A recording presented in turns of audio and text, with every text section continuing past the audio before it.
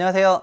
최상욱의 부동산 심부름센터 센터장 최상욱입니다. 오늘부터 새로 시작한 코너는 최부심의 부동산 멘토링 코너입니다. 이 코너는 뭐냐면은 요즘에 제가 너무 오지랖스럽게 주택도 적정 가격이 있다 뭐 이러다 보니까 사람들이 그럼 내가 지금 살려는 이 주택 가격이 이 가격이 지금 맞는 가격인지 아닌지 알아봤으면 좋겠다라고 하면서 어마어마하게 메일들이 오고 있습니다.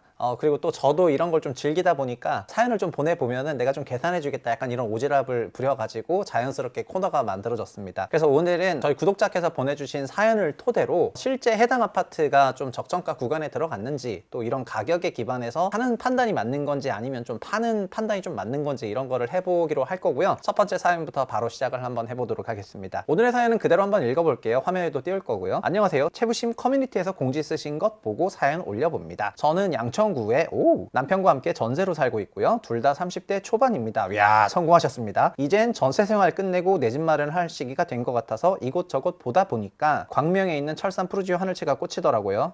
근데 저는 이렇게 아파트 단지를 찍어가지고 사연을 보내주는 걸 좋아하지 않습니다. 거의 왜냐면 답이 정해져 있다고 느껴가지고 좀 그렇긴 한데 일단 쭉 읽어보겠습니다. 남편은 광명에서 일을 하고 저는 여의도에서 일을 하고 있어서 이쪽이 출퇴근하기에 좋을 것 같습니다. 들어보니까 주변 환경 평도 좋은 것 같기도 하고요. 지금 시세가 10억 정도 오가는 것 같은데 매수해도 괜찮을지. 남편하고 둘이 합쳐서 연 1억 정도 수입이 좀 나오고 지금 저축한 건 3억 정도 있는데 나머지는 대출로 커버해서 실거주할 생각입니다. 작가님 의견은 어떤지 여쭙고 싶습니다.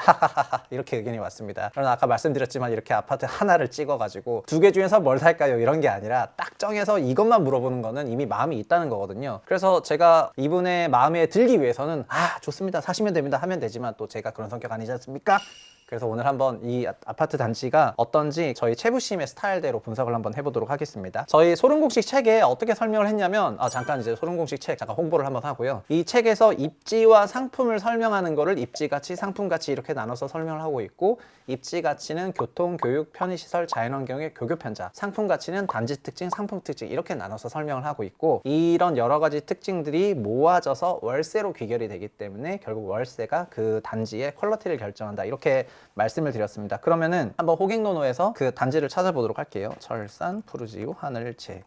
이게 30평대를 보신다고 하셨으니까요. 요 단지를 한번 봐볼 건데요. 일단 요 단지는 이 광명 일대를 살짝 설명을 드리면은 일단은 평형대로 필터를 한번 걸어 볼게요. 여기 광명 신도시는 요 서울에 바로 붙어 있어요. 구로 가산 디지털 단지에 통근통학이 되는 배후 주거 지역이다 보니까 여기 구로 가산 디지털 단지도 국내 인터넷 기업들이 조금 많이 배치를 하고 있거든요. 그래서 여기도 굉장히 서울 통근통학률이 과천 다음으로 많은 지역입니다. 그리고 광명은 여기 요렇게 보시면은 요 동네는 철산동이고 요 위쪽은 요렇게 보면은 이제 광명동이라고 되어 있는데, 광명동, 철산동, 그리고 밑으로 내려가면은 뭐 하안동, 이렇게 소화동 이렇게 쭈르륵 나오거든요. 그리고 이 철산역이 어떻게 보면은 가장 거주 환경이 좋고 광명에서 가장 입지가 좋은 그런 지역이라고 생각하시면 될 것 같습니다. 그리고 철산 푸르지오 하늘채는 보시는 것처럼 여기가 되어 있는데요. 저희는 기본적으로는 임차료가 이런 여러 가지를 다 결정한다 하기 때문에 임차료 시세를 한번 볼 건데, 그 전에 이 단지가 어떻게 생겼는지 한번 봐보도록 할게요. 여기가 철산역이고, 철산역 요 앞에 있는 요 공간이 상업시설들이 밀집해 있는 철산역 번화가로 보시면 될 것 같고요. 그리고 옆에는 철산주공 12단지가 있고, 그리고 요 앞에 철산주공 하늘채, 건너편에 철산 센트럴 푸르지오, 요 밑에도 철산 주공 아파트들이 철산 레미안 자이 이렇게 아파트들이 쭈르륵 있습니다. 그래서 과거 철산동에 있는 주공 아파트들이 2000년대 중반에 다 재건축이 한번 됐는데, 그 중에 하나가 철산 푸르지오 하늘채고 철산역과 굉장히 가깝다는 것을 보실 수가 있겠고요. 인면은 어떻게 생겼냐면은 이쪽 화면에 보이는 방향이 철산역 방향이고, 이렇게 샤라락 돌려서 보면은 이 아파트가 철산 푸르지오 하늘채입니다. 그래서 이거 굉장히 높은 중층 아파트라고 보시면 될 것 같고요. 이쪽 길 따라서 올라가면 이 오른쪽에 있는 게 얼마 전에 지어진 철산 푸르지오 아파트가 되는 거고요. 그래서 여기가 보시면은 정주 환경이나 뭐 이제 거주 환경이 굉장히 괜찮은 그런 지역이라고 생각을 하시면 될 것 같습니다. 그러면은 소름 공식은 아파트 적정가는 어떻게 계산하냐, 그거는 이제 노트패드로 조금 보여드리고 싶은데, 아파트 적정가는 이렇게 공식으로 말씀을 드리고 싶고, V는 가치, 이게 그러니까 적정가가 되겠죠. 적정가. 그리고 R은 월세, 그리고 I는 할인율이고요. 그리고 M은 이제 멀티플이죠. 멀티플이라는 용어를 조금 어려워하시는 분이 계신데, 멀티플은 이제 몇 배를 적용하면 된다 이런 거거든요. 그럼 R을 구해 볼 건데, R을 구하는 방법은 아파트 실거래를 통해서 구하시면은 가장 편한데, 아파트 실거래가 어플을 키셔가지고 이 거래 현황 더보기를 눌러서 32평을 선택하고 월세를 선택하면 1억에 150, 2억에 135만 원, 2억 2천에 90만 원 이렇게 쭈루룩 나와요. 그래서 2023년 5월 거래, 4월 거래, 3월 거래 이런 거래들이 쭉 있는데, 2023년 실거래를 전체적으로 이렇게 쭉 평균을 내보면은 이게 지금 150만 원에 1억이잖아요. 1억이 한 40만 원으로 간다 그러면 얘는 한 190만 원 되는 거고, 이 135만 원에 2억인데 2억이 한 40만 원으로 간다 그러면 얘는 215만 원 되는 거고, 여기 90만 원에 2억 2천인데 얘는 요게 한 100만 원 가는 거니까 190만 원이고, 여기는 1억 5천이네요. 이거는 이제 60만 원 정도가 가는 거니까 여기는 210만 원이고, 그래서 이거 4개만 보면은 215만 원, 210만 원, 190만 원, 190만 원이라서 평균 한 200만 원 조금 넘는 것 같고, 4월 달에는 90만 원에 3억 5천이었는데 이거는 140만 원에 이건 230만 원이고요. 그리고 이건 140에 2억, 이거는 220만 원이고요. 그래서 지금 환산 월세가 살짝 내려가는 느낌이기는 한데 2023년 평균적으로 한 210만 원 정도 되는 것 같습니다. 더 정밀하게는 통계를 내면 되는데 약 210만 원 정도라고 생각을 하면 될 것 같고, 210만 원 이제 23년 평균 이렇게 생각하시면 될 것 같고요. 그리고 I 할인율은 전월세 전환율을 쓰는데, 현재 전월세 전환율 광명이 4.9%이고 이건 이제 통계청으로 찾아보면 이렇게 나오고요. 단지는 4.6% 나옵니다. 그래서 평균은 이제 4.7% 정도로 잡아서 사용하겠습니다. 왜냐면 단지에 좀 더 가깝게, 광명시 전체보다는 철산도이 광명에서 제일 좋으니까 단지에 좀 더 가깝게 잡았는데, 광명 전체로는 요렇게 요걸 받고 있으니까 요 정도로 잡았어요. 그러면은 R 나누기 I는 얼마죠? 이거는 이제 계산기를 한번 써볼게요. 210만 원 곱하기 12개월 그러면 2,520만 원이죠. 나누기 0.04, 제가 한 7 정도를 쓰겠다고 생각했으니까 5억 3,600만 원인데 이거 러플리 그냥 5억 4천으로 하겠습니다. 이거는 이제 5.4억 원. 5.4억 원이 이게 월세를 환산한 전세 금액이 되는 거고요. 실제로 5.4억 원인지는 그 호갱노노를 보면서 확인해 보면은, 저희가 전세로 좀 보기로 했으니까 전세 평형 30평대를 보고 보면은 여기 호갱노노에서 최근 1개월 평균 전세가격이 한 5억 5천 정도 되는데, 이게 전체 장기적으로 기간을 보면 약간 왔다 갔다 한 게 있지만 최근 한 5억 4천, 5억 5천 요 정도 되는 것 같습니다. 그럼 우리가 계산한 값이랑 어느 정도 맞았다는 거가 되고요. 그럼 여기서 몇 배를 곱하면 되냐? 이제 멀티플을 곱해야 되는데요. 멀티플은 그 소름 공식 책에도 적어놨지만은 결국에는 요 단지 전환율과 지역 전환율을 통해서 자연스럽게 계산이 되거든요. 그게 그 테이블이 하나 있는데 테이블 하나 띄워 드릴 건데, 그 테이블을 통해서 계산하면 이게 1.85배 정도 나옵니다. 모르겠다? 그럼 책 읽으세요. 자, 이렇게 책에 나옴. 이렇게 하면 되고요. 그러면 계산하면은 V는 5.4억 곱하기 1.85배네요. 그러면 여기 5점 곱하기 요거 1.85배를 한다 치면은 한 9억 9천 정도 나온 것 같습니다. 야, 거의 9.92억이 나오네. 92억 원. 이제 가치는 9억 9천만 원 정도 나왔는데요. 호갱노노를 통해 가지고 한번 실거래가가 얼마인지 확인을 해보면은 이제 굉장히 떨리는데, 여기 일단 9억 9천만 원이 나왔는데, 뭐야 9억 9천 167만 원, 이거 뭐 거의 뭐 짜고 한 것 같은 어마어마한 그런 값이 나왔습니다. 다만 평균 값이 그 정도고, 이번 5월 달에만 하더라도 9억 8천만 원, 10억 5천만 원, 9억 4,500만 원 이렇게 9억대에서 10억대까지 조금 거래가 된 것 같고요. 그리고 여기 동 따라서 약간 다르게 거래를 한 것 같은데, 110동, 112동 이렇게 되어 있는데, 여기 보시면 110동, 112동 이쪽이 112동이 이제 번화가랑은 조금 거리가 멀고 여기랑은 거리가 멀지만은 여기가 이제 바로 학교 앞이다 보니까 여기 철산 프로지 하늘채 같은 경우는 그 맞은편에 있는 안현초등학교를 보내거든요. 그래서 여기를 이제 보내고 그런 입장에서 좀 장점들이 있고 상업용 시설들이 이쪽에도 조금 있다 보니까 이런 부분이 있는 것 같습니다. 그리고 전체적으로는 요즘에 서울 부동산 가격이 전반적으로는 고가인데, 광명은 요 단지뿐만 아니라 전체적으로 봤을 때는 기존 주택 아파트들이 조금 싸더라고요. 그래서 신규 분양가도 굉장히 높게 나오는 그런 국면에서 구축 아파트를 한번 보실 만한 것 같고요. 해당 단지는 2010년도에 준공됐고 1264세대 단지고 용적률 250%이기 때문에 저희 가치평가식에서는 1차적으로 계산하는 그 딱 기본식대로 계산하고, 제 책을 자세히 보신 분들 아시겠지만 용적률이 변할 때마다 조금 가감되는 포인트들이 있거든요. 그런 거 없이 그대로 확인하시면 될 것 같습니다. 최근 광명에 그 분양가가 굉장히 좀 높아지기 시작하면서 기축 아파트들이 상대적으로 싸 보이는 그런 현상들이 조금 있는데, 이런 부분을 고려했을 때는 완전히 싸게 사는 건 아니지만, 그러니까 9억 9천 정도에 생각한다면 완전 싸게 사는 건 아니지만은, 그렇다고 뭐 10% 이상 비싸게 사는 것도 아니기 때문에 뭐 매수를 해 봄직하다, 이렇게 개인적으로 생각을 합니다. 그 광명 얘기 좀만 더 하면은, 광명시에서는 이 철산초등학교 학군을 제일 좀 좋아하는 그런 분위기가 조금 있어서, 이 철산초를 보내는 이쪽 단지들이 철산동에서는 시세가 좀 가장 높게 형성된 감이 없지 않고요.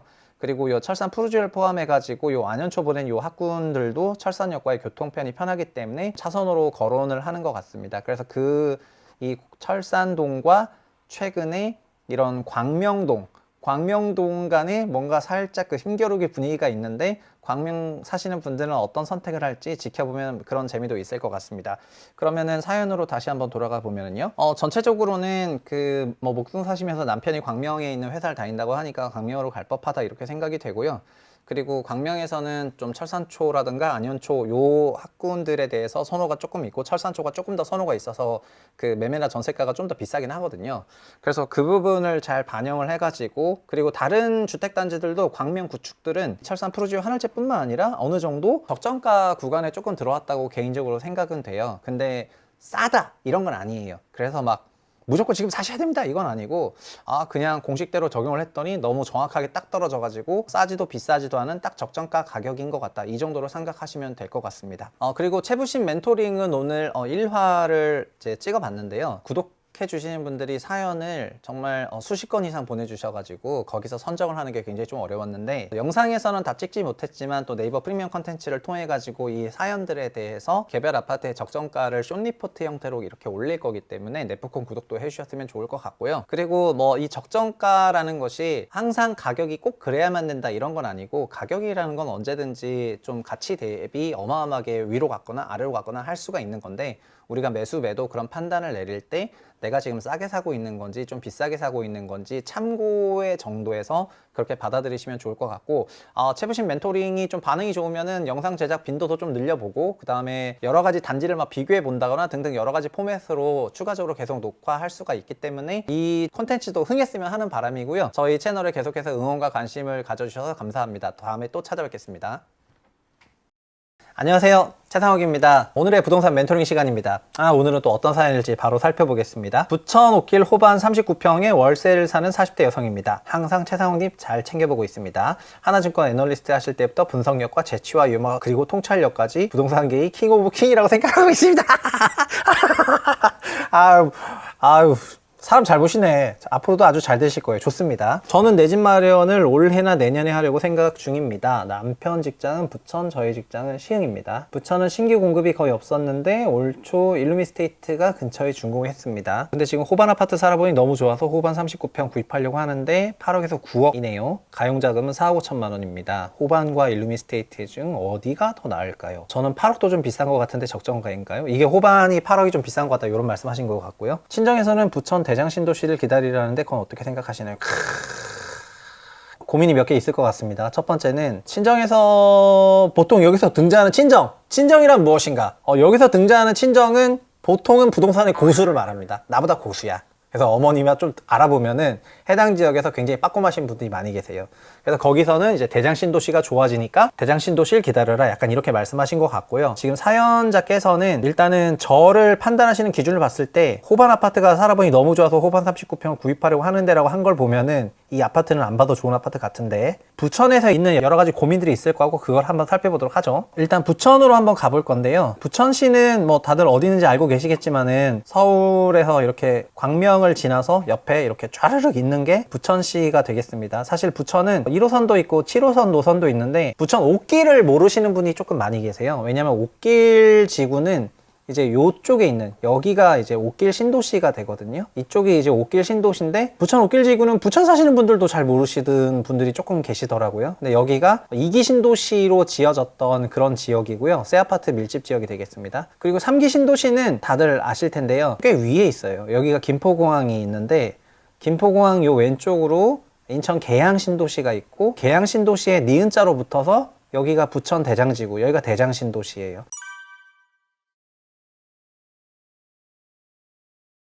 여기가 부천 IC 있는 쪽이고 그 부천 종합운동장 7호선 따라서 이렇게 쭉 가다 보면은 부천 메인 시가지가 있고 일로 넘어가면 이제 검단 나오고 막 이렇게 하는 겁니다. 부천 옥길지구는 1호선에서 밑에 쪽에 있기 때문에 부천의 맨 끝 남쪽이다 이렇게 생각하시면 될 것 같고요. 여기 이렇게 산 넘어가면 광명 나오거든요. 그래서 여기도 나름 평지 쪽인데 지하철 노선이 많진 않았어요. 지하철 노선이 많지 않았지만 서해선이 신설되고 이러면서 지금 이쪽 부천으로 가는 그런 지하철 노선들이 조금 생겼습니다. 근데 이분이 질문에서 제가 조금 와닿았던 게 뭐냐면은 사연자분 질문을 이분은 벌써 39평의 맛을 봐버렸어.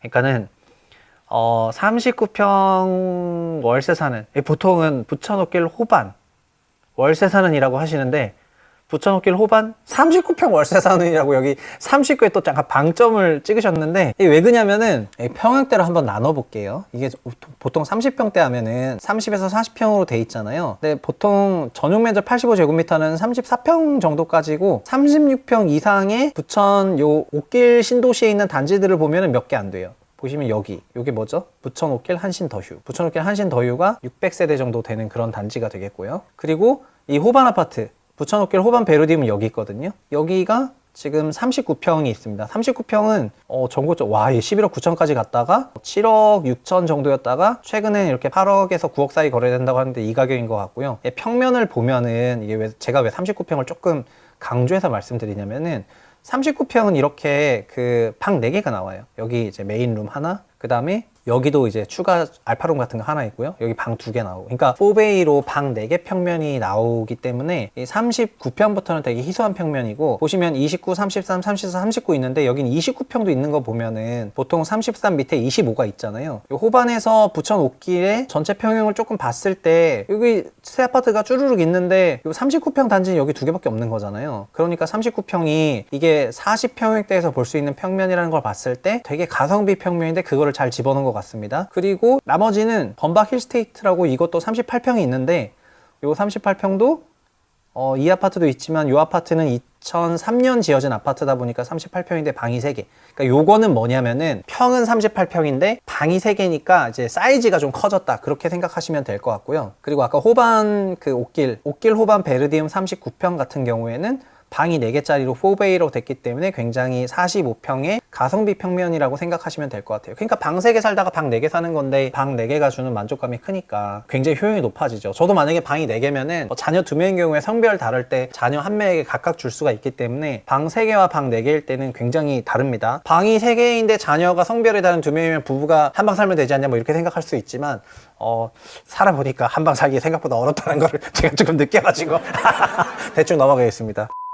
네, 어쨌든 방이 4개면은 부부도 좋다. 부부도 좋고 자녀도 한 방씩 주니까 다 공감하실 거예요. 그쵸? 그러니까 39평 이렇게 얘기를 하신 거죠. 그러면은 일단은 싼지 비싼지부터 좀 봐야 되니까 제가 사용하는 소름 공식 한번 돌려보겠습니다. 뭐 소름 공식이라는 게 간단하잖아요. 결국 전세 곱하기 몇 배 이렇게 계산하면 되는 거거든요. 그래서 전세는 그냥 월세를 할인율로 나눈 건데 여기 월세를 일단 계산을 해볼 거고요. 월세 계산하기 위해서는 우리가 보통 아파트 실거래를 보시면은 편하다고 제가 말씀드렸습니다. 그래서 아파트 실거래에 가서 옥길 호반 베르디움, 옥길 호반 베르디움을 딱 클릭해서 보시고 와 이거 여기도 가격이 진짜 전고점이 엄청 높다가 이렇게 11억 9천에서 7억 와 나 여기 왜 하락지 현장 답사를 안 갔을까 갑자기 이런 생각이 드네요. 하락지 현장 답사를 갔으면 조회수 상당히 나왔을 텐데. 자, 1억 5천에 150, 1억 5천에 130만원, 1억에 160만원. 대충 느낌 왔죠? 이 정도 금액이면 얼마라고요? 왜냐면 1억이 4.8% 전환율이면 월세 40만원으로 바뀌잖아요. 그러면 1억 5천이면 60으로 바뀔 거고 60에 150이면 210만원. 1억 5천에 130이면 60에 130에 190만원. 1억에 160이니까 200이니까 190, 200, 210이니까 여기는 거의 200만원? 200만원 살짝 될까 말까 하는 그런 순수 월세 정도 된다. 이렇게 말씀드리겠습니다. 그러면은 월세는 200만원 할게요. 그냥 그냥 간단히 이거 약간 올려쳐서. 그리고 할인율을 구하게 되는데, 할인율은 제가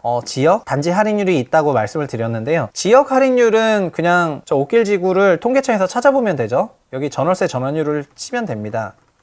전월세 전환율이라고 치면은 국가통계 포털이 나오고, 국가통계 포털에서 부천을 찾아보면 되겠습니다. 자, 이제 부천으로 내려가 볼게요. 여기 아파트를 찾아야 되니까 아파트를 제가 좀 내려볼 생각이고요. 수원, 성남, 자, 부천 이렇게 하나로 되어 있는데, 부천이 여기가 어디까지 나왔냐면은 23년 5월까지 나왔는데요. 23년 5월 지전율이 5%, 그리고 이렇게 4월 지전율이 5.1% 정도 되고, 3월 5%, 3, 4, 5월인데 4월보다 5월에 지원율이 조금 낮아졌는데, 이거는 시장금리가 내려가는 거를 조금 반영해서 그렇게 같이 낮아진 것 같습니다. 그러면은 지역은 5%인데 지역 5%, 단지도 있거든요. 단지도 5%야. 계산해 보면은. 그래서 5%라고 하겠습니다. 그러면은 200만원 곱하기 12개월 나누기 5%는 얼마죠? 여기 200만원 곱하기 12개월 나누기 0.05 하게 되면은 한 4억 8천 되는군요. 4.8억 전세. 이게 환산 전세인데, 환산 전세랑 시장 전세를 조금 비교하실 필요는 있거든요. 그래서 실제 시장 전세도 그런지 한번 보겠습니다. 보시면 4억 8천, 난 이럴 때마다 소름이 나 혼자 돋나 봐. 4억 8천, 4억 3천, 4억 8천, 4억 4천 5백, 4억 5천, 5억 3천. 이렇게 돌았고요. 너 역전세 아니니? 역전세구나. 저는 거의 뭐 완전 뭐 실거래 도사가 됐나봐. 그냥 이것도 역전세네. 역전세.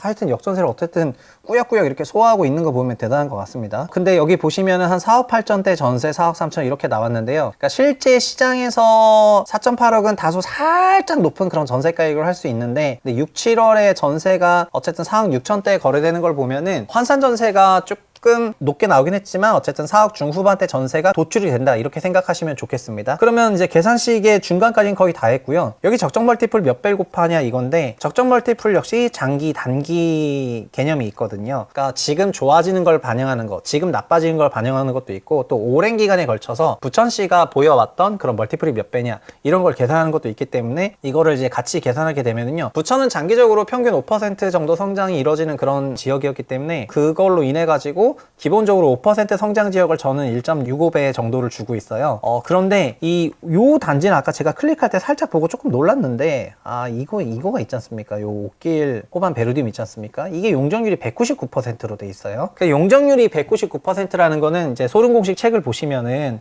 용적률 199%는 약 200%잖아요. 장래 용적률 더 증가가 가능하잖아요. 증가 가능.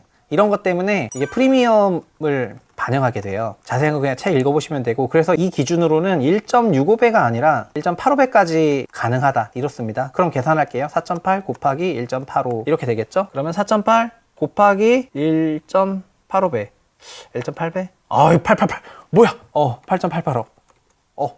중국 사람. 이게 지금 갑자기 8.88억이 엄청 떴는데, 이게 제가 다소 살짝 후하게 준 부분이 없진 않아요. 근데 단지 전세 4.6으로 곱해 볼게요. 4.6으로 곱해 보겠습니다. 4.6억 곱하기 1.85배 8.5억이 나오는구나. 네, 8.51억 나오네요. 단지 전세 이 정도 나오는 것 같습니다. 그러니까 요 아파트 적정가는 한 8억 5천 정도 된다, 그렇게 생각하시면 될 것 같습니다. 근데 이게 이 아파트는 기본적으로 말씀해 주셨던 그 비교 대상 아파트가 있잖아요. 비교 대상 아파트가 뭐냐, 그게 뭐냐면 요 바로 앞에 그 부천 일루미 스테이트라고, 이게 23년 2월 올해 준공된 아파트입니다. 올해 준공된 아파트고, 평형대는 근데 16평 25평, 30평, 33평이 있습니다. 여기는 39평이 없어요, 안타깝지만. 그리고 대신에 16평 세대가 240세대나 있어가지고 요게 굉장히 엣지 있는 세대라고 개인적으로 생각하고 있는데, 16평, 25평, 30, 33평 이렇게 있습니다. 그리고 33평이 세대수는 되게 많은데 30평이나 33평이나 보시면은 평면이 거의 똑같을 거라고 생각이 되거든요. 33 가볼까요?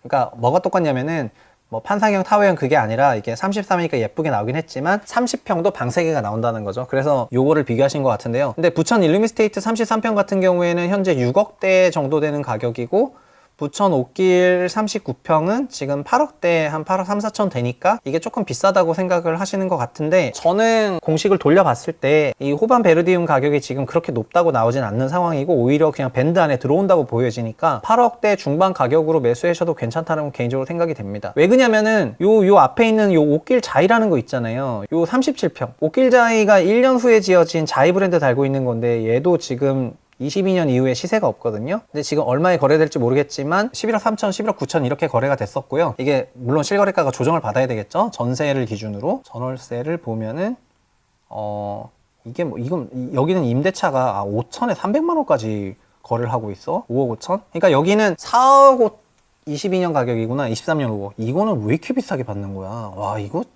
어쨌든 요 옥길자이랑 비교했을 때 이 호반 베르디움이 어쨌든 가성비이고 대단지이고 장점들이 조금 있는 것 같습니다. 그리고 여기 지금 거주 중이라고 하셨잖아요. 그래서 4억 5천이 있으시고 어쨌든 이게 특례론 KB에서 이 부동산 시세를 얼마로 결정하고 있는지 모르겠지만 9억 원 이하라면 보금자리론 사용하실 수가 있으니까 이걸 사용해 보시면 어떨까 개인적으로 그런 생각인데요. 일단 제가 뭐 무조건 집 사라 이렇게 얘기하는 거가 아니고요. 전 사실 지역도 중요한데 평형이 엄청 중요하다 이렇게 생각을 하고 있습니다. 뭔 말이냐면은 1위는 10평에서 지금 13평으로 가고 있고 2위는 20평에서 26평 3위는 34평에서 39평 이런 식으로 1인당 필요한 평수가 점점 이렇게 커지고 있습니다. 현재는 요 수준인데 미래는 이렇게 되거든요. 3인 가족이 34평이니까 85제곱이잖아요. 여기 적합한데 5에서 10년 지나면 39평 가야 됩니다. 물론 근데 3인 가족 수가 줄어들잖아 뭐 이렇게 얘기하실 수가 있는데요. 또 3인 가족의 비중이야 줄어들죠. 여기가 어떤 컨셉이냐면 생각해 보세요. 예를 들면 부천 일루미스테이트만 해도 보시면은 39평이 없어요. 39평 40평대가 없어요. 그러니까 전체적으로 지금 지어지고 있는 신도시에 대형평이 많지 않은데 그거를 대규모로 수용할 수 있는 면적이 39평대잖아요. 그러니까 30평대 살다가 40평대 가면 좋은 거 누구나 알고 있지만은 인간적으로 40평대 가격부터는 너무 비싸져요. 너무 비싸지기 때문에 가성비를 30평대 후반이라고 할 수가 있고 37, 8, 9평 이게 제가 생각하는 5년을 내다봤을 때 가장 엣지 있는 평면이 아닌가, 가장 엣지 있는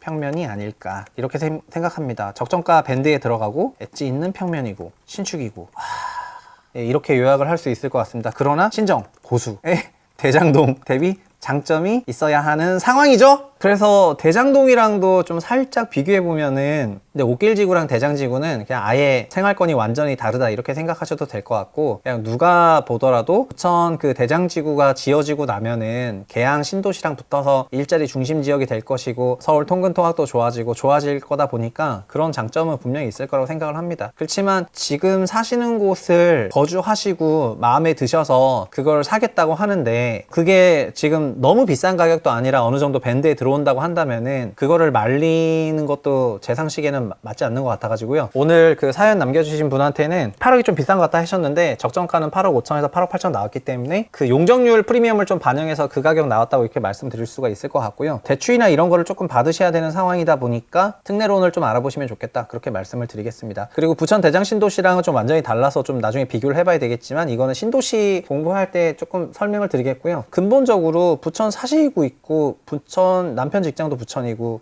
저희 직장이 시흥이니까 시흥 가실 때는 옥길지구가 좀 더 낫거든요. 대장보다. 그렇게 생각하면은 지금 옥길지구 입지가 본인들 상황에 봐서는 나쁜 건 아니잖아요. 그리고 옥길지구 안에서만 보자면은 39평이라는 그런 좀 대형평이 있기 때문에 30평대 거주하시는 분이 큰 평수 가고 싶을 때 거기 수요가 조금 밀어 올려질 만한 그런 상황이라고 할 수가 있을 것 같고요. 그러니까 이 케이스는 지금 사시고 지금 생각하시는 거대로 하는 거를 추천드리겠습니다. 투자는 어쨌든 본인이 하시는 건데요. 제 말은 참고로 들으셨으면 좋을 것 같고요. 오늘 그냥 제 방송 보시는 분들한테 가장 전달해드리고 싶었던 얘기는 방은 많을수록 좋다. 부부도 각방을 원한다. 그리고 33평까지만 보시는 경우가 많은데 39평이 정말 꿀평형이다. 이건 진짜 엄청난 가성비 평형이기 때문에 39평, 38평, 37평 이런 평형대 아파트는 앞으로도 나오면은 그 평형대가 희소하니까 인기가 별로일 것 같다라고 생각하시지 말고 37, 8, 9부터는 평면이 달라지거든요. 그래서 달라지는 평면이 주는 그 효용, 방 하나가 더 생기는 그 효용을 정말 꼭 누리셨으면 좋겠다 이렇게 마무리 짓겠습니다. 그리고 오늘 신청자분의 사연과 또 이렇게 풀어드린 방식은 다 네프콘에 이 영상을 올릴 예정이기 때문에 네프콘에 좀 텍스트 기반으로 자세하게 상술해서 이렇게 설명 올리려고 하거든요. 그래서 영상으로 보시기에 좀 불편하거나 텍스트가 좀 더 친숙하다, 천천히 생각해야 되겠다 이렇게 말씀하시는 분들은 네프콘에 있는 내용을 참고해 주시면 좋겠고요. 네프콘 주소는 아래에 나가기 때문에 확인 부탁드리겠습니다. 감사합니다. 안녕하세요.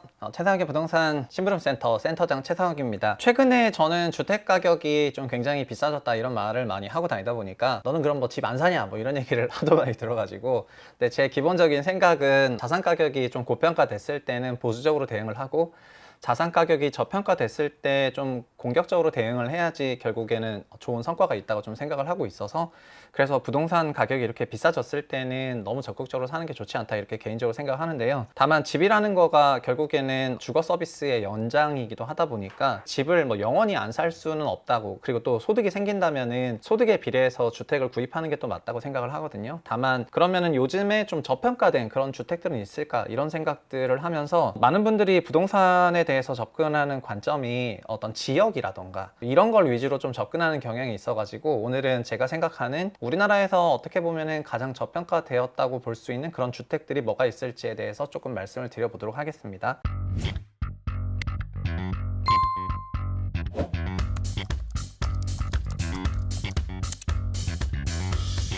그래서 일단 화면을 좀 준비했는데, 화면을 보시면은요, 이거는 한국의 주택을 면적으로 나눠본 거거든요. 특히 아파트 1100만 채를 면적으로 나눴을 때 어떻게 나오는지를 화면에 갖고 왔는데요. 보시는 것처럼 이게 전용 면적 기준이기 때문에 전용 면적이 85제곱미터 이하, 그러니까 60제곱미터를 넘으면서 85제곱미터 이하가 한국에서는 약 30평에서 이제 34평 정도가 되는 건데, 고평형대 아파트가 우리나라에 제일 많아요. 왜냐하면은 아파트가 처음 지어지던 60년대 말부터 이 85제곱미터라는 면적이 이게 국민주택 면적이라고 해서 요게 그대로 반영이 조금 됐습니다. 근데 사실 되게 좀 재밌지 않습니까? 보통의 어떤 면적이라는 거는 십진법으로 떨어지거나 하는 경우가 있는데, 요 85제곱미터라는 게 국민주택 규모가 되었고, 이거 위주로 많이 지어졌고요. 그리고 전용 면적 59제곱미터가 아시겠지만 공급 평형 기준으로 25평 정도 되는데, 그게 여기 보시면은 40이 넘으면서 60제곱미터 이하, 요게 30.8% 정도 됩니다. 그래서 25평에서 34평이라고 하는 대표 평형이 우리나라 전체 아파트의 75%니까 4채 중에 3채는 전부 이런 평형대고요. 나머지는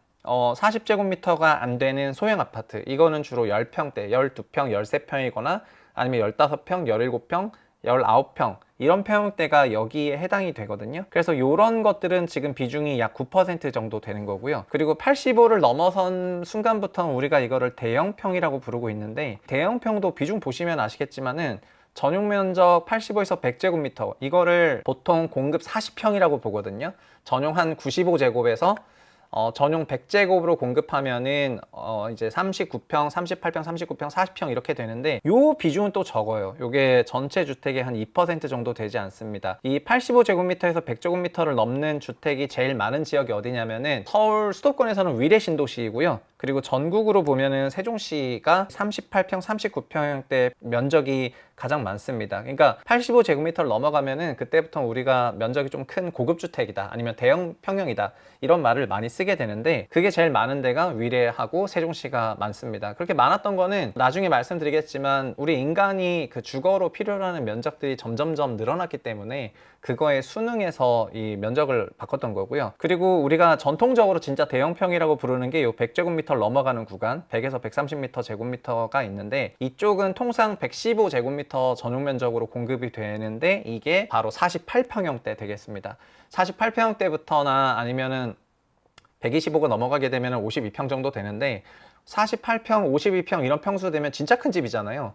이런 48평 넘어가는 집들은 방도 4개이거나, 아니면은 어떤 데는 설계에 따라서 방이 5개일 수도 있고요. 아니면 정반대로 어떤 데는 방이 오히려 더 3개일 수도 있어요. 이 방을 조닝 단위로 엮어가지고 어떤 방의 용도를 획정하는 게 아니라 그 존으로 쪼개버릴 수가 있거든요. 그래서 어떤 존 이런 거를 조닝 설계라고 하는데, 조닝 설계를 해가지고 방을 더 줄이는 형태로 만들 수도 있습니다. 중요한 거는 그때부터는 면적이 굉장히 넓어진다는 거죠. 그런데 그 비중을 보시면은, 그래서 한국의 과연 대형평 주택은 몇 퍼센트 정도가 되냐를 봤을 때 50평대까지 비중도 10% 정도 되는 거거든요. 근데 이게 분포도를 보면은 정규 분포라고 하기보다는 이제 굉장히 한쪽으로 치우친 외도가 높죠. 이게 완전 치우친 그 스큐 분포를 가지고 있는데, 그러다 보니까 어떤 문제점이 있냐면은 34평까지는 굉장히 이렇게 공급이 좀 충분한 편이어서 자연스럽게 올라가지만은, 요 다음으로 넘어가기에는 일단 요 첫 번째 칸의 비중이 너무 작다 보니까 여기서 이 다음 칸으로 넘어가는 것이 굉장히 어렵고요. 그래서 이 다음 칸이 아니라, 그러니까 요 85에서 100제곱미터가 한 요만큼 한 15에서 20% 정도 되면은 자연스럽게 더 넓은 집으로 이사를 갈 텐데, 일로는 이사를 가지 못하고 2칸 건너뛰어야 되는 거예요. 그러면 34평 살다가 48평 가거나 52평을 가야 되는 그런 상황이 되거든요. 그러니까 이때부터는 집값이 너무 비싸지는 거죠. 그러니까 어쩔 수 없이 이 34평이라는 면적에서 계속해서 거주하게 되는 그런 상황이 될 수밖에 없습니다. 사실 집이라는 게 넓으면 넓을수록 좋은 면이 있는 게 또 사실이고, 우리가 많은 국가에서 그 1인당 주거 면적을 규정을 하고 있고 최소 주거 면적도 규정을 하고 있는 것처럼, 이제 우리가 인간이 거주하는 그런 공간들이 넓을수록 그 주거 퀄리티가 높다는 거는 주제의 사실이거든요. 근데 한국이 아시겠지만 이 OECD 기준으로 봤을 때는 1인당 주거 면적이 가장 적은 그런 나라가 되겠습니다. 그래서 우리나라는 인당 주거 면적이 33제곱미터 정도 되는데, 이게 한 30제곱미터 정도 되거든요. 그러니까 평균적으로 한 9평, 10평, 10평 정도 된다고 생각하시면 되겠습니다. 일본보다도 작아요. 일본은 전체 주택 6천만 채 중에서 3천만 채 이상이 굉장히 넓은 단독주택이다 보니까 그 일본의 전체 1인당 주거 면적이 한국보다 좀 더 높고요. OECD 평균으로 따지면은 대부분 40제곱미터니까 한 13평 정도 되거든요. 그러니까 1인당 13평에 산다는 거는 2명 살기에 26평이 적당하고 3명 살기에는 39평이 적당하고 4명 살기에는 52평이 적당하다 이겁니다. 그거를 제가 여기 숫자를 써온 겁니다. 뭔 얘기냐? 한 명이 살기에는 20에서 40제곱미터가 적당하고, 2명이 살기에는 인당 13평 하게 되면은 25평이 적당하고, 3명이 사는 거는 역한이 아니라 3명은 34평이 아니고 3명이 사는 거는 38평이 적당하다는 거고요. 4명이 사는 거는 52평이 적당하다는 겁니다. 근데 사람이라는 거는 정수잖아요. 이게 1명, 2명, 3명, 4명 이렇게 끊어지기 때문에 정수로 떨어지는데, 우리가 가구당 인원수, 세대원 수를 계산할 때는 한국이 약 2.4명 정도 되거든요. 근데 0.4라는 숫자 놓고 2명이거나 3명이라는 게 있지 않습니까? 그렇게 놓고 보면은 현재 우리는 어떤 분위기냐면은 3명이 살아야 되는 집을 이 34평에 끼어서 살게 되는 그런 거예요. 그래서 이게 또 주택이 전반적으로 퀄리티가 아파트는 좋은 편에 속하고 비아파트는 아파트보다 주거 품질이 낮기 때문에 아파트 34평에 3명이 살면은 지금 너무 이제 호강에 버친 소리 하고 있네 이렇게 받아들이실 수도 있겠지만, 그냥 전국적으로 지표적으로 봤을 때 우리나라 인당 가구 면적이 점점 늘어나고 있는 그런 국면인 게 맞는데, 현재 우리나라 주택의 실제 과거 공급된 그런 추세들을 보자면은 3인 가족 이상이 살기에 점점 시대가 요구하는 그런 면적들이 근데 그 구성을 충분히 채우고 있지 못하다, 이렇게 저는 생각을 하고 있습니다. 그래서 주택을 보실 때 어떻게 보시면 좀 좋겠냐면은, 앞부분에 좀 저평가되어 있는 그런 게 뭐냐라고 말씀을 했는데, 한국에 이렇게 대규모 주택들이 국민주택 규모 이하로 지어지다 보니까 주택 시세를 주로 얘기할 때 34평 이하 아파트 시세를 많이들 얘기하잖아요. 그러다 보니까 34평 이하에 대해서는 굉장히 시장 가격이 높은 그런 형태로 구성이 되어 있는데, 거꾸로 막 50평, 60평으로 가는데 30평대랑 가격 차이가 거의 안 나는 그런 단지들이 여전히 굉장히 많이 있습니다. 사실 주택의 적정가는 제가 제 채널도 그렇고 네이버 프리미엄 컨텐츠에도 그렇고 책에도 그렇고 입지 가치와 상품 가치를 반영한다고 말씀을 드렸는데, 이 상품 가치 측면에서 대형평이 갖고 있는 상품성, 건물 그 자체의 상품성은 굉장히 높은데, 이런 대형평이 대단지에 있으면 굉장히 비싼데 소단지에 있으면 좀 싸거든요. 그래서 지금 제가 갖고 있는 생각은 뭐냐면은, 제 생각 공개하게 되면은 저하고도 이제 어떻게 보면은 경쟁 경합을 해야 되니까 이게 썩 좋은 건 아닐 수는 있는데, 제가 그냥 갖고 있는 생각은 앞으로 1인, 2인, 3인, 4인이라는 정수는 계속해서 변함없이 이어질 거고요. 그리고 1인 가구가 2인 가구가 아무리 많아진다 하더라도 그 아파트는 그거를 전부 수용할 법한 그런 공간을 가지고 있다. 특히 2인 가구까지는요. 2인 가구가 아무리 지금보다 더 면적에 대한 요구 조건이 올라간다 하더라도 25평부터 34평 아파트는 한국에 너무나 많기 때문에 25에서 34평에 대한 니즈는 이미 충분히 달성하고도 남을 거라고 생각을 하는데, 우리나라에 뭐가 없냐? 전 두 개가 없다고 생각하는데요. 첫 번째는 1인 가구. 1인 가구가 거주하는 17평 이하 아파트가 현재 너무 없고요. 비중이 9%밖에 안 되죠. 현재 1인 가구는 지금도 26%고 미래 되면 35%로 1인 가구 비중이 굉장히 증가하는데, 공동주택에서 1인 가구를 포용하고 있는 이런 아파트 단지는 너무 없다 보니까 1인 가구가 거주할 만한 13평, 15평 이런 평형대가 사실 엄청난 인기입니다. 그 둔촌주공 분양할 때도 이제 10평대 분양을 도대체 누가 하나 이런 생각을 했겠지만은 아파트 단지의 10평대는 없어요. 그러니까는 10평대에 대한 그런 인기가 굉장히 있을 수밖에 없다는 거를 조금 지적을 하고 싶습니다. 그래서 쇼티지가 예상되는 거는 대단지인데 10평대 부분이 쇼티지가 예상이 되고요. 두 번째는 뭐냐면 대단지인데 39평 이상이 현재 비중이 너무 과소하다고 생각이 됩니다. 그러니까 2인 가구용 공급은 충분하고 3인 가구 이상 비중은 적어지죠. 근데 3인 가구가 그렇게 늘어나진 않을 거잖아요. 근데 그렇게 늘어나진 않을 건데 3인 가구의 비중이 2%는 아니거든요. 현재의 3인 가구는 대부분 다 34평 아파트에 살고 있습니다. 그러다 보니까 34평 아파트에서 거주 면적이 좁아지는 이런 현상이 자연스럽게 발생할 것이고, 이들이 다음 스텝으로 넘어가기 위해서는 너무나 비중이 적기 때문에 이 3인 가구가 거주하는 40평대 주택 역시 굉장히 쇼티지가 있을 거라고 개인적으로 생각을 하고 있습니다. 그래서 지금 어떤 입지 상태라든가 뭐 이런 거가 아니라 투자라든가 분석의 그 패러다임을 축을 좀 바꿔서 지역만 보시기보다는 면적을 보거나 뭐 상품을 보거나 등등 다양한 접근이 있을 필요가 있거든요. 지금 제가 생각했을 때는 지금 가격을 떠나 가지고 앞으로 공급이 부족해질 분야가 그 유망한 분야라고 봤을 때 10평대와 40평 이 두 가지 평형대가 엣지 평형이라고 생각을 하고요. 그리고 40평도 별로 없다 보니까 50평이 있는 거잖아요. 근데 50평대부터는 4인 가족 이상이 거주하는 그런 주택들이 되는 건데, 여기서부터는 전반적으로 그 국민주택 규모가 아니다 보니까 가격이 과열이 안 되는 그런 단지들이 많거든요. 그래서 서울에서도 보통 이렇게 얘기합니다. 서울에 뭐 9억 원대 9억 원대의 아파트라고 생각하면 많은 분들이 서울에서는 25평 아파트를 생각하거든요.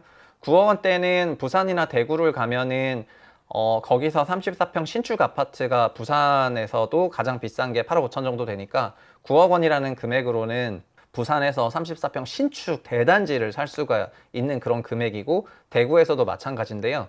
서울에서 그런 9억 원이라는 시세를 제시했을 때는 아마 25평 아파트를 구축 단지를 산다고 생각하시는 경우가 굉장히 많으실 텐데, 사실은 대단지만 아니면은 이제 9억 원이나 아니면 9억 조금 넘는 그런 가격으로 70평대 아파트도 살 수가 있어요. 그래서 그거를 한번 보여드릴게요.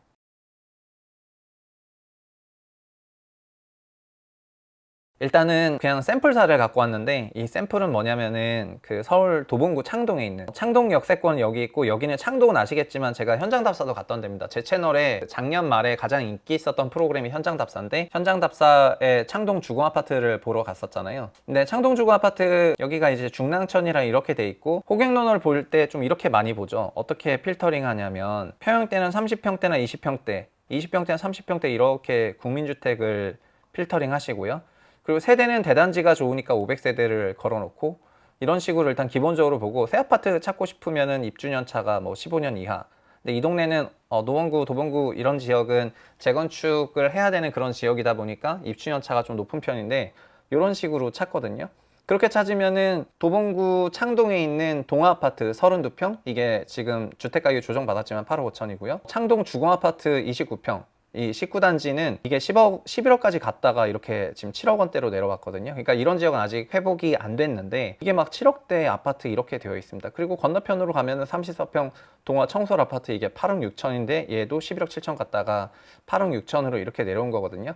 그러니까 이런 20평이나 30평대 아파트들은 시장에서 매우 빈번하게 거래가 되는 아파트들이기 때문에 시장 가격이라는 거를 가지고 있고, 그런 시장 가격이 부침과 등락을 가지고 있습니다. 그런데 필터를 바꿔가지고요, 주택이 입지와 상품 가치가 있는데, 입지는 이 동네인데 상품은 아닌 거를 골라보도록 하겠습니다. 그러니까 평형대를 45평 이상, 세대수는 근데 지워야 되겠죠. 나는 한 동짜리여도 세대수가 괜찮다고. 그러면은 지도가 달라지는 걸 볼 수가 있는데, 여기 중흥 S클래스라는 단지가 있네요. 얘는 2001년 준공된 아파트입니다. 23년차 2001년식이고 용적률 250%고 50세대로 되어 있어요. 그리고 실제 위치는 쌍문역이랑, 여기는 쌍문역, 여기는 요즘에 쌍리단길이라고 불리는 그런 지역인데, 하여튼 요즘 경리단길 뜨고 나서 전부 빌라 붙어 있으면은, 빌라가 있는 지역에 상가주택을 고치면 다 리단길을 붙이는데 이제 쌍리단길 되겠습니다. 근데 이 아파트가 실거래가 23년 4월에 9억 5,500에 거래를 했습니다. 이게 굉장히 오랜 기간에 걸쳐서 거래가 별로 없었는데, 리먼 때 8억 갔다가 5억까지 빠졌다가 한 6억 원에서 거래가 되다가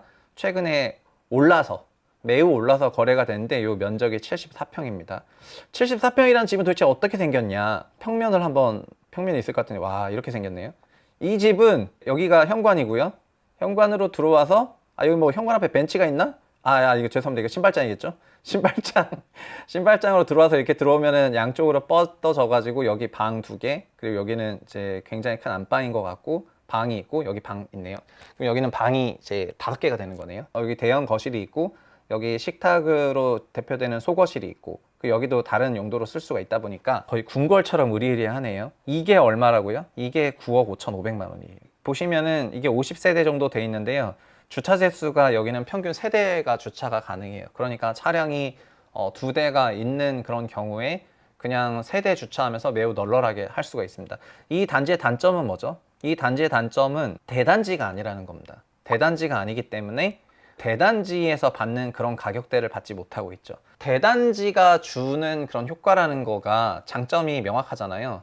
단지가 크면 클수록 해당 주택의 소유주들이 어떤 특정 커뮤니티, 그러니까 우리가 말하는 커뮤니티는 문화, 교육, 체육 시설을 커뮤니티라고 하는데, 문화, 교육, 체육 시설이라는 그런 커뮤니티를 단지가 즐길 수가 있기 때문에 그 단지 주민들만 주로 이용하는 이 부분에 대해서 우리가 가격을 주는 건데, 그 가격이라는 게 어떤 적정선이라는 게 존재할 수밖에 없지만, 지금은 이제 요 단지 같은 경우에는 나홀로 단지니까 커뮤니티는 없겠죠. 커뮤니티는 없지만 주변 인프라에서, 그러니까 근린 생활시설에서 그런 커뮤니티 기능을 내가 회복할 수 있다고 하게 되면은 사실 아파트 단지랑 이제 이런 일반 단지랑 별 차이가 없는 거예요. 그럼 같은 방식으로 이렇게 찾아보면은, 호객노노를 찾아보면 이렇게 그 서울에서도 쫘라르르륵 보이거든요. 그러니까 지금 이제 드리고 싶은 얘기는 뭐냐면은, 주택이라는 걸 우리는 투자 자산으로 많이 접근을 하는데, 근데 그거를 투자라는 거를 빼고 주택을 바라봤을 때, 그때는 주택이 주거 서비스가 되는 거고, 우리 가족이 필요한 어떤 요건들을 채우면 되는 건데요. 근데 많은 분들이 입지 좋고 교육 좋고 막 교육 인프라 따지고 이런 걸 따지면서 결국은 더 상급지로 가려고 노력을 되게 많이 하는데요. 주거 품질 중에서 가장 중요한 것 중에 하나가 면적이에요. 그래서 넓은 면적의 주택을 산다는 거는 다른 어떤 많은 부분들을 메이크업 할 수 있을 정도로 굉장히 훌륭한 조건이거든요. 그러니까 주택의 그 기준에서 면적과 연식, 이 2가지가 그 품질을 결정하는 가장 코어 지표이기 때문에, 그 약간 새 집이면서 집이 넓기까지 하게 되면은 상당히 많은 부분들을 대용을 할 수가 있습니다. 그래서 그런 부분들을 조금 말씀드려서 오늘 10억 원 이하인, 그러니까 9억 원대에 서울에 있는 50평대 대형평 그런 주택들을 이제 조금 더 보여드리겠습니다. 그래서 호객노노를 필터를 한번 해볼 건데요. 그 호객노노 필터를 이렇게 한번 걸어보면 좋겠습니다. 평형대는 46평 이상, 그리고 가격은 10억 미만으로 한번 걸어볼게요. 그러면은 10억 이하인 그 40평이 넘는, 그러니까 47, 8평 이상인 대형평 그런 주택들이 잡히게 되는데, 여기 광진구 화양타워라는 것도 있고, 근데 세대수가 대단지가 잡힐 일은 없어요. 근데 여기 보시면은 광장동 현대 아이빌알터, 이거는 아파트들 사이에 있네? 그러면 이제 주변 인프라를 대충 써먹을 수가 있는데, 한번 거리를 한번 봐볼까요? 이거 어떻게 생긴 거지? 이제 요렇게 생긴 거구나. 여기 서서 한번 그 봐보도록 하겠습니다. 이렇게 생긴 놈이네요. 이 거리마다 이제 보여지는 각도는 조금 다르겠지만 저렇게 생긴 거를 확인할 수가 있는데, 근데 이제 이 말씀 드리는 게, 요 단지는 10억 8,500에서 이거 직거래로 올해 9억 5천으로 빠졌던 거고, 20년 7월에는 10억 8천 정도였네요. 그러니까 아마 지금 이제 9억대로 사긴 어렵다고 개인적으로 생각이 되지만, 그럼에도 불구하고 그렇다고 이게 또 76평이네. 이게 잠깐만, 이거 평면도 있나? 이거 대박이네요. 76평이라니. 아쉽습니다. 이거 평면도가 없네요. 읽어보면은 여기 바로 앞에 장로 신학대학이 있어가지고 주변이 조용하고 시끄럽지도 않다. 차산도 있고 그러겠죠. 여기 보면은 대학교가 있고 주변에 아파트 단지가 있고, 그리고 여기 테니스 운동장이 있고, 전체적으로 그 광진구에 있는 그런 아파트 단지들 사이사이에 있다 보니까 이게 그렇게 시끄러울 거라고 생각이 되지는 않거든요. 그래서 이런 걸 보면은 진짜로 뭐라 그럴까, 그러니까 부동산을 너무 투자로 바라보시기보다는 정말 그냥 주거로, 난 정말 내가 주거 문제 해결하겠다 이런 생각으로 바라보시게 되면은 정말 그 찾아지는 집들이 진짜 많을 것 같습니다. 그리고 여기 화양타워도 있고요. 그러니까 서울 강북 지역에 조금 자연스럽게 많을 수밖에 없고, 신당 현대 아파트, 특히 구로나 이런 데도 있는데, 여기 보시면은 구로에 있는 현대 파크빌, 얘도 올해 주택 거래를 5년 만에 했기 때문에 보시면은 2018년에 거래하고 나서 23년에 첫 거래했으니까 이렇게 가격이 튀었거든요. 이것도 99년 준공됐고 뭐 그런 단지이지만은 평형대가 58평의 대단지인데 평이 이제 단지가 이렇게 생겼죠. 이런 58평의 방 4개로 되어 있으니까 티피컬한 47평 이상의 상위 버전인데 개별 방 사이즈는 굉장히 클 것 같습니다. 이렇게 되어 있는데 이게 최고 57평 지하 주차장 207대. 와, 여기도 104세대인데 275대니까 세대당 2.7대 주차가 가능한 거잖아요. 그러니까 아마 이런 데 거주하시게 된다면 주차라든가 이런 문제는 전혀 없을 거라고 개인적으로 생각이 됩니다. 물론 50평대가 넘어가는 그런 대단지를 서울 소재 지역에서 그냥 9억대에 살 수 있다는 거는 되게 메리트라고 개인적으로 생각이 되는데, 다만 이게 모든 사람에게 모두 적합한 게 아니라 그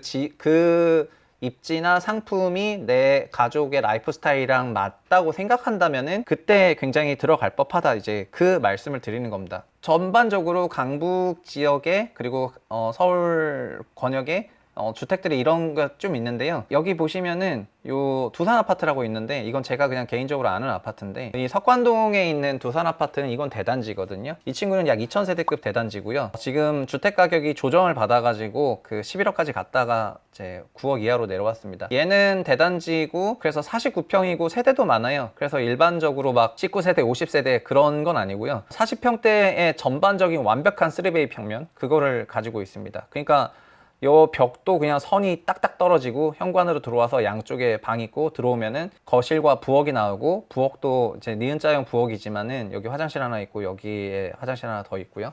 그래서 이런 주택, 물론 얘가 98년식이니까 준공 26년 차고 오래된 주택들이 많은데요. 그리고 주차가 지금 지하주차 1600대, 지상주차가 있는데 세대당 한 대 정도 조금 넘기 때문에 그렇게 편리하진 않거든요. 그리고 여기 석계역 주변에 있으니까 이게 철도역이잖아요. 그래서 석계역 주변에 있다 보니까 이게 막 그렇게 입지 환경이 좋은 그런 단지는 아니라고 할 수가 있지만, 그럼에도 불구하고 이 주변 환경들은 여기 이문 뉴타운인데 점점 바뀌어 나갈 것이고 대단지이기도 하고 가격 가성비가 맞는다면은 생각해 볼 법하다는 거죠. 그러니까 저는 그런 말씀을 조금 드리고 싶은데, 지금 결국에는 사람이라는 거는 미래에도 정수거든요. 1명, 2명, 3명, 4명이지 미래에 갑자기 1.1명, 2명이 생기는 게 아닙니다. 그래서 결국에는 10평대 이하 주택이거나 40평 넘어가는 그런 주택들에 대한 선호도는 조금 올라갈 수밖에 없을 거라고 생각을 하고, 그리고 인당 주거 면적이 사실 넓으면 넓을수록 주거의 퀄리티는 극단적으로 올라가는 경향이 있습니다. 그래서 대형평에 사시는 분들 얘기를 들어보면은 그게 입지를 떠나가지고 막 꼭 강남권이나 서울 요지에 있는 대형평만이 좋다는 게 아니고요. 이 큰 집에 사시는 분들 같은 경우에는 전체적으로 주거에 대한 만족도가 굉장히 높습니다. 물론 그들도 알고 있어요. 나홀로 아파트나 소단지 아파트들의 주택가격 상승률이 높지 않다는 것은요. 그러나 그 얘기는 역으로 말한다면은, 거꾸로 말하면 그 넓은 집에 대한 그런 주거 서비스 측면에서는 가성비가 좋다는 거기 때문에 주거 서비스를 그렇게 해결을 하고, 그리고 투자는 다른 쪽에 하면 될 거잖아요. 그래서 거주하고 그 다음에 투자를 분리했을 때 우리 선택지가 넓어지고, 제가 이거를 일부러 그냥 서울 소재 대형평만 보여드렸는데 경기도도 같은 컨셉으로 보시기 시작하면은 거주와 투자를 분리해서 아주 합리적인 가격에 선택할 수 있는 그런 집들은 굉장히 많다고 생각을 합니다. 그래서 그냥 탐색 비용이 적게 들어서 남들이 아는 단지니까 그냥 그 가격에 좀 프리미엄이 있지만 그걸 내가 기꺼이 주고 살 것이냐, 그러니까 나는 꼭 대단지 신축이어야 된다, 뭐 이런 조건들만 할 것이냐, 대신에 대단지 신축이면 그 가격에 좁게 살아야 되는데 좀 넓은 집에 살고 싶다는 그런 생각을 갖고 계신다면 오늘 제 방송을 듣고 사고관을 확장하셔가지고 자기에게 무엇이 맞는지 한 번 더 고민해 봤으면 하는 그런 생각입니다. 저도 사람인데 집에 제 방이 하나라도 있었으면 좋겠는데 우리 애 때문에 뭐 방이 없다거나 이제 이런 거보다는 나도 내 방을 주면은 거기서 뭐 자유롭게 살고 싶다 이런 말 하고 싶거든요. 그래서 가격이 맞으면은 큰 집 가고 싶어. 그리고 교육이요? 교육이 문제이지만은 또 거기 사는 사람들도, 그러니까 이게 자기 라이프에 맞아야 되는 건데, 뭐 부모가 중요하죠. 제가 이런 얘기를 하면 항상 자식이 중요하지 이렇게 댓글들이 달리는데, 저는 부모가 중요하다고 생각합니다. 부모가 중요하지. 뭐라 그럴까? 자식은 이제 지금은 피부양이지 않습니까? 예. 애들 미안한데 너네도 크면 너네 마음대로 살아. 나는 그냥 내 마음대로 살 거니까. 갑자기 방송이 막가 방송으로 가고 있는데, 여튼 이 집이라는 거에 대해서 정말 너무 투자적인 관점으로 바라보셔가지고 25평과 34평에 함몰되지 말라 이런 말씀을 드리겠고요.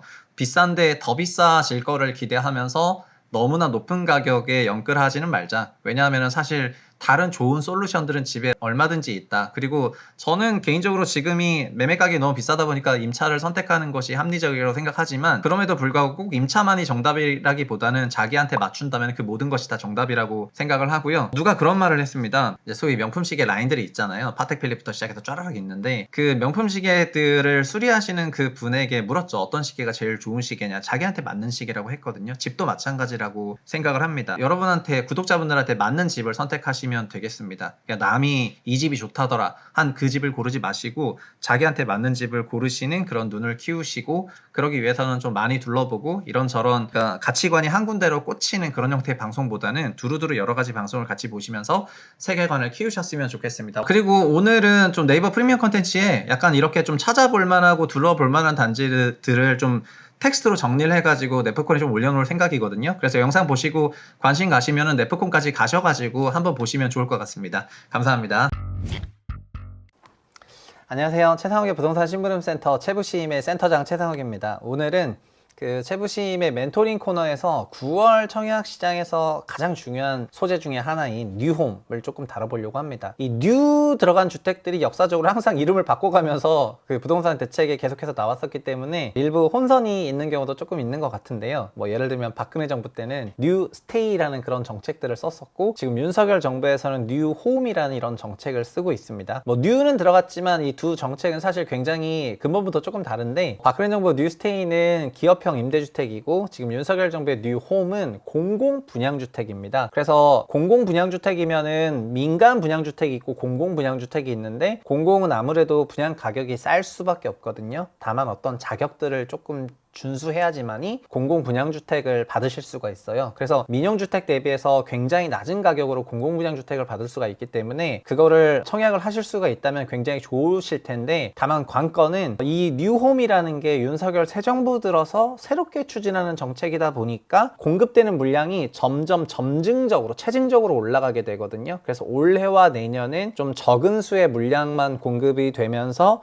막 이렇게 정말 공급을 많이 한다 그런 느낌을 못 받으실 텐데, 3년차, 4년차, 5년차가 되면은 이제 공급 물량이 늘어나게 되어 있어요. 그래서 지금 미리 어떻게 보면은 올해 남은 기간 또 내년, 내후년을 대비한다는 그런 마음으로 이 뉴홈이라는 정책들이 어떤 건지 오늘 간단히 보실 수가 있도록 설명을 해드리겠고요. 그리고 오늘은 영상으로도 설명을 하겠지만 아무래도 굉장히 많은 자료들이 누적되어 있기 때문에 그런 거를 네이버 프리미엄 컨텐츠에 또 다 옮겨놨거든요. 그래서 영상과 함께 밑에 첫 댓글로 남겨놓을 테니까 그 댓글에 나와 있는 링크를 클릭하셔가지고 어떤 내용이 올라와 있는지 내용까지 확인하시면 좋을 것 같습니다. 그래서 포스팅 간단히 읽어보면서 시작하겠습니다.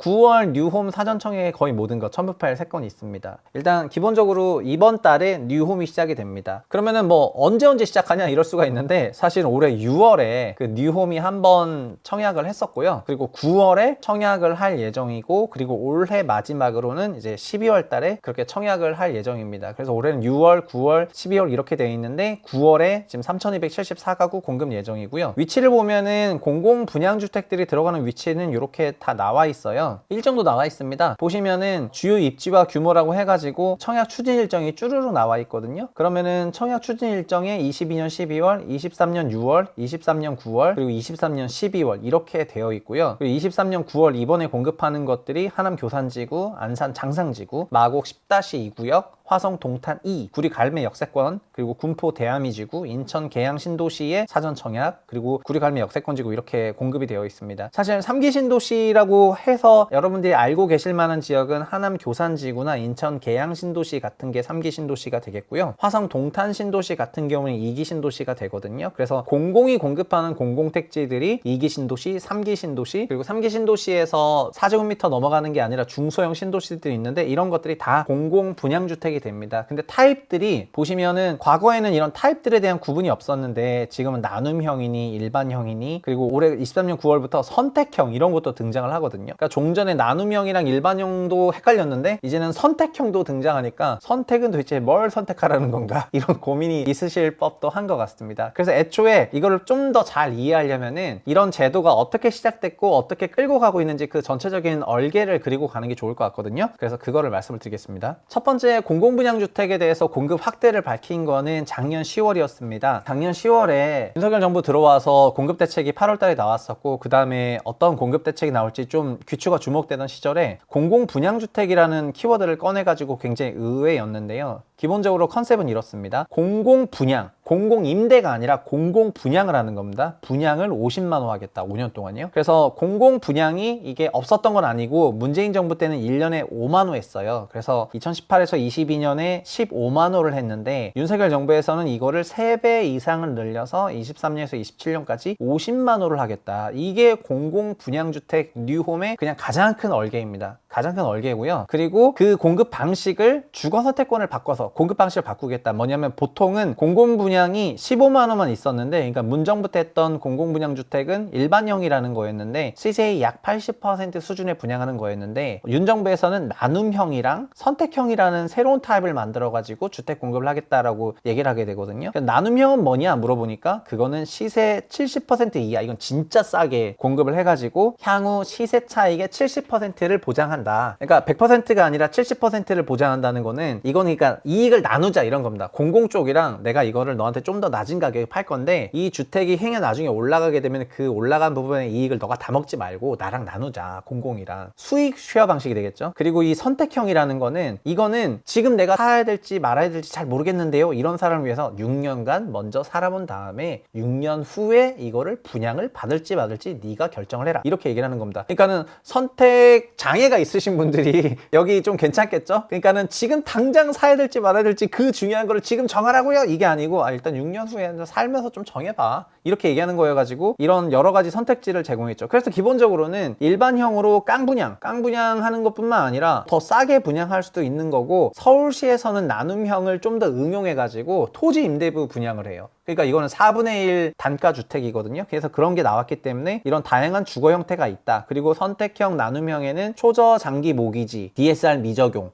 이건 뭐 진짜 선택형이랑 나눔형에만 이런 게 있기 때문에 이런 공공분양주택은 당첨되시면은 LTV 80%까지 5억까지 빌릴 수 있고 DSR 미적용인데 5억까지 빌릴 수 있잖아요. 공공분양주택 중에서 그런 게 비싼 게 별로 없어요. 별로 비싼 게 없어가지고 요 정도면은 솔직히 다 빌릴 수 있다, 그렇게 생각하시면 될 것 같고요. 일반형은 그냥 기존 주택기금을 써가지고 활용을 하겠다, 이렇게 얘기한 겁니다. 그래서 사전청약을 조기 공급하겠다라고 얘기를 하면서 22년 하반기 3,000호, 23년 상반기 3,600호, 23년 하반기 3,800호 이렇게 공급하겠다는 얘기를 하면서 이거와 함께 청약제도를 바꾸게 됩니다. 추첨제를 대폭 추가하는 형태로요. 그래서 4050 중장년층 수요가 많은 대형평은 가점제를 70으로 올리고 전용면적 60제곱미터 이하나 85제곱미터 이하는 추첨제를 또 높인 형태 이렇게 바꿔서 발표를 하게 됩니다. 이렇게 12월달 얘기하고 나서 한 달 지나서 사람들이 물어보죠. 그 공공주택 50만원 세부 공급계획 나왔습니까? 물어보니까 나왔다, 이렇게 얘기를 하면서 행정 예고를 하는데, 청년 특별공급이라는 거를 만들고요. 청년 특별공급은 미혼이신 분들이 청약에서는 완전 도태되는데 나눔형과 수익형에는 청년 특공을 집어넣게 되거든요. 그러니까 나눔형 주택은 혼자이신 분도 넣을 수가 있게 되면서 바뀐 제도가 돼요. 그리고 올해 9월에 드디어 선택형 이런 것도 추가되고 나눔형도 추가되기 때문에 보시면 좋을 것 같고요. 그래서 이런 거에 대한 구체적인 내용을 담아서 발표를 합니다. 나눔형 주택의 환매 조건은 뭐 이런 건데, 분양가 3억 5천에 한 게 지금 5억 정도가 됐는데 감정가 6억에 되고 환매 가격 5억 2,500에 판매를 하게 되면은 수분양자 손익이 1억 7,500만 원, 70%가 되는 거고요. 감정가 6억이고 3억 5천에 난 샀으니만 내가 2억 5천 버는 건데,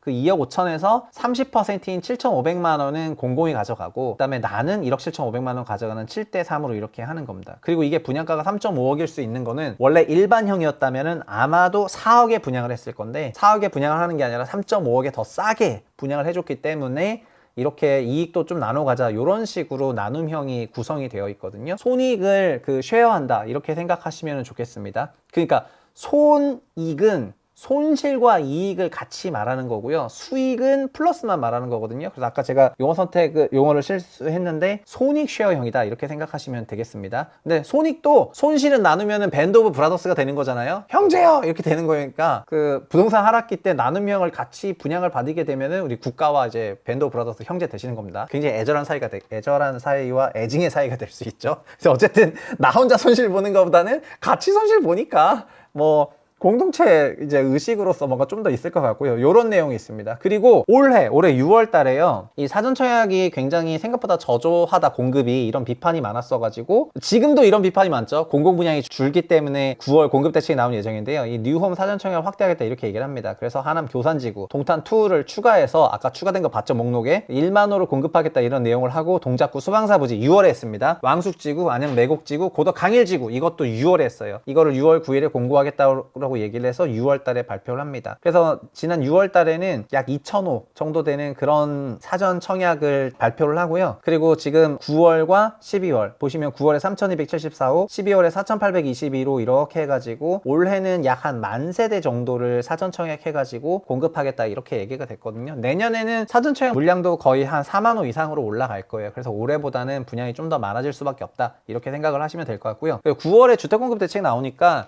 아마 사전 청약 관련해서도 일정이라든가 이런 걸 조정할 수 있다고 생각이 되거든요. 그래서 24년에는 올해보다 더 많은 그런 뉴홈 청약이 있을 것 같다 이렇게 생각하시면 될 것 같습니다. 그러면은 이런 거는 공공 분야이기 때문에 그 발주처인 LH, SH 그다음에 경기도시공공 GH 이런 사이트를 통해 가지고 입주문 같은 거를 확인하시면 좋을 것 같고요. 그리고 사청은 사전 청약이라는 사이트에서 별도로 이렇게 그 링크를 달아가지고 하거든요. 그리고 고덕 강일 3단지가 과거에 ISH인 거는 이건 서울도시공사인데 진행 주체가 서울도시공사면 SH 사이트에 그리고 공공 LH가 하게 되면은 사전청약.kr 사이트에 올라가게 되거든요. 경기도시공사가 하는 사이트면은 GH에 올라가게 되는데 그래서 발주 주체별로 어떤 사업을 하는지를 보시면서 하시면 좋을 것 같습니다. 그래서 다시 돌아가면 이번 9월에 있는 거는 교산지구 안천 장상지구 이건 SH 이게 서울도시공사 사이트에서 보면 되겠죠. 나머지는 다 LH고요. 나눔형, 선택형. 이 선택형은 지금 매매를 하는 게 아니라 되고 나면은 6년 후에 내가 매수를 해도 되고 안 해도 되는 그런 선택을 제공하는 타입이라고 생각하시면 될 것 같고 일반형이 가장 진짜 말 그대로 일반적인 그런 시세 80% 분양주택이다. 나눔형은 어쨌든 굉장히 싼 가격에 나온다. 그리고 마곡지구는 서울시에서 하는 건데 이 SH공사는 토지임대부 주택에 요즘 꽂혀 있습니다.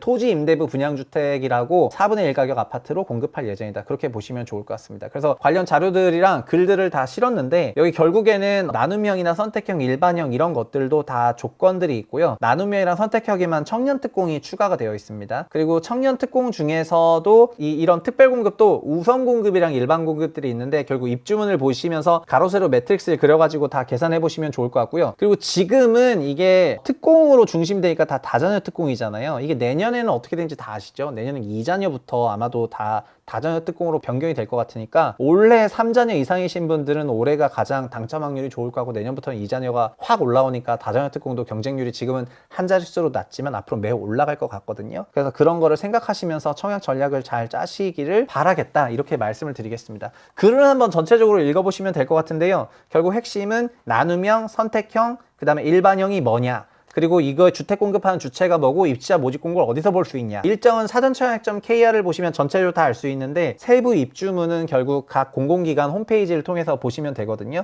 그런 내용을 참조하시면 좋겠다 이런 말씀을 드리겠습니다. 개별 단지들을 전부 네프콘에 정리했기 때문에 이거를 한번 쭉 보시면 좋을 것 같고요. 지금 영상으로도 개별 단지 하나하나 다 소개해 드릴 수가 있지만 이 정도로 얘기하고 나머지는 정말 상세한 내용들은 자세히 보시면 좋겠습니다. 그리고 3기 신도시로 공급되는 지역에 특히 관심을 가져서 봐주세요. 그러니까 하남 교산지구나 인천 계양지구에 공급한 이런 3기 신도시 지구가 결국은 가장 거대하고 앞으로 지어질 지역의 거의 첫 주택이나 마찬가지이기 때문에 같은 공공분양이라 하더라도 결국은 물가 상승과 공사비 상승분을 분양가에 적용을 하게 되어 있거든요. 그래서 이런 공공 신도시의 공공택지의 첫 주택이 가장 주택 분양을 받았을 때 이 이후에 성과가 좋은 편이에요. 그래서 분양 가격도 지금 가장 낮은 가격에 나올 거기 때문에 이런 3기 신도시 택지의 위치, 가격 이런 걸 확인하시고 넣으실 수 있으시면은 넣으시면 좋겠습니다. 그리고 여기 인천계양 사전 청약이 올해도 600세대 정도 되는데 보시면은 반포의 원베일리 뭐 3,300세대 넘는 대단지지만은 결국 조합 분양 3,000세대고 일반 분양 300세대밖에 안 되는데요. 이건 600세대지만 정말 순수하게 600세대 넷으로 공급하게 되는 거거든요. 그래서 신도시가 공급이 됐을 때 주택 공급 효과가 확실히 나다 보니까 이런 게 있을 수밖에 없는데 아무래도 그 주택을 공급할 때는 어쨌든 천마을은 그냥 무조건 하는 게 좋아. 그러니까 형 말 들으십시오. 다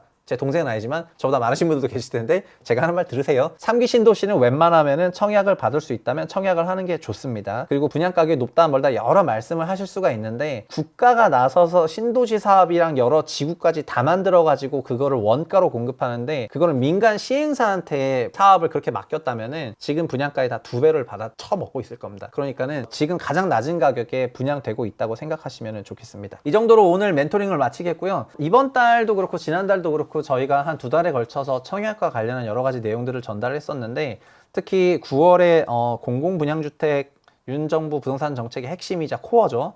이 뉴홈에 대해서 그 소개해 드릴 수 있어서 좀 좋았던 것 같고요.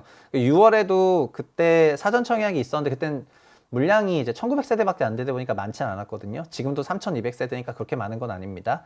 다만 12월 되면 4000세대급으로 넘어가고 내년에는 3만 또는 4만 가구 이상 나올 것 같고 거의 매달 있을 수도 있거나 뭐 최소한 2달에 한 번은 돌아올 것 같거든요.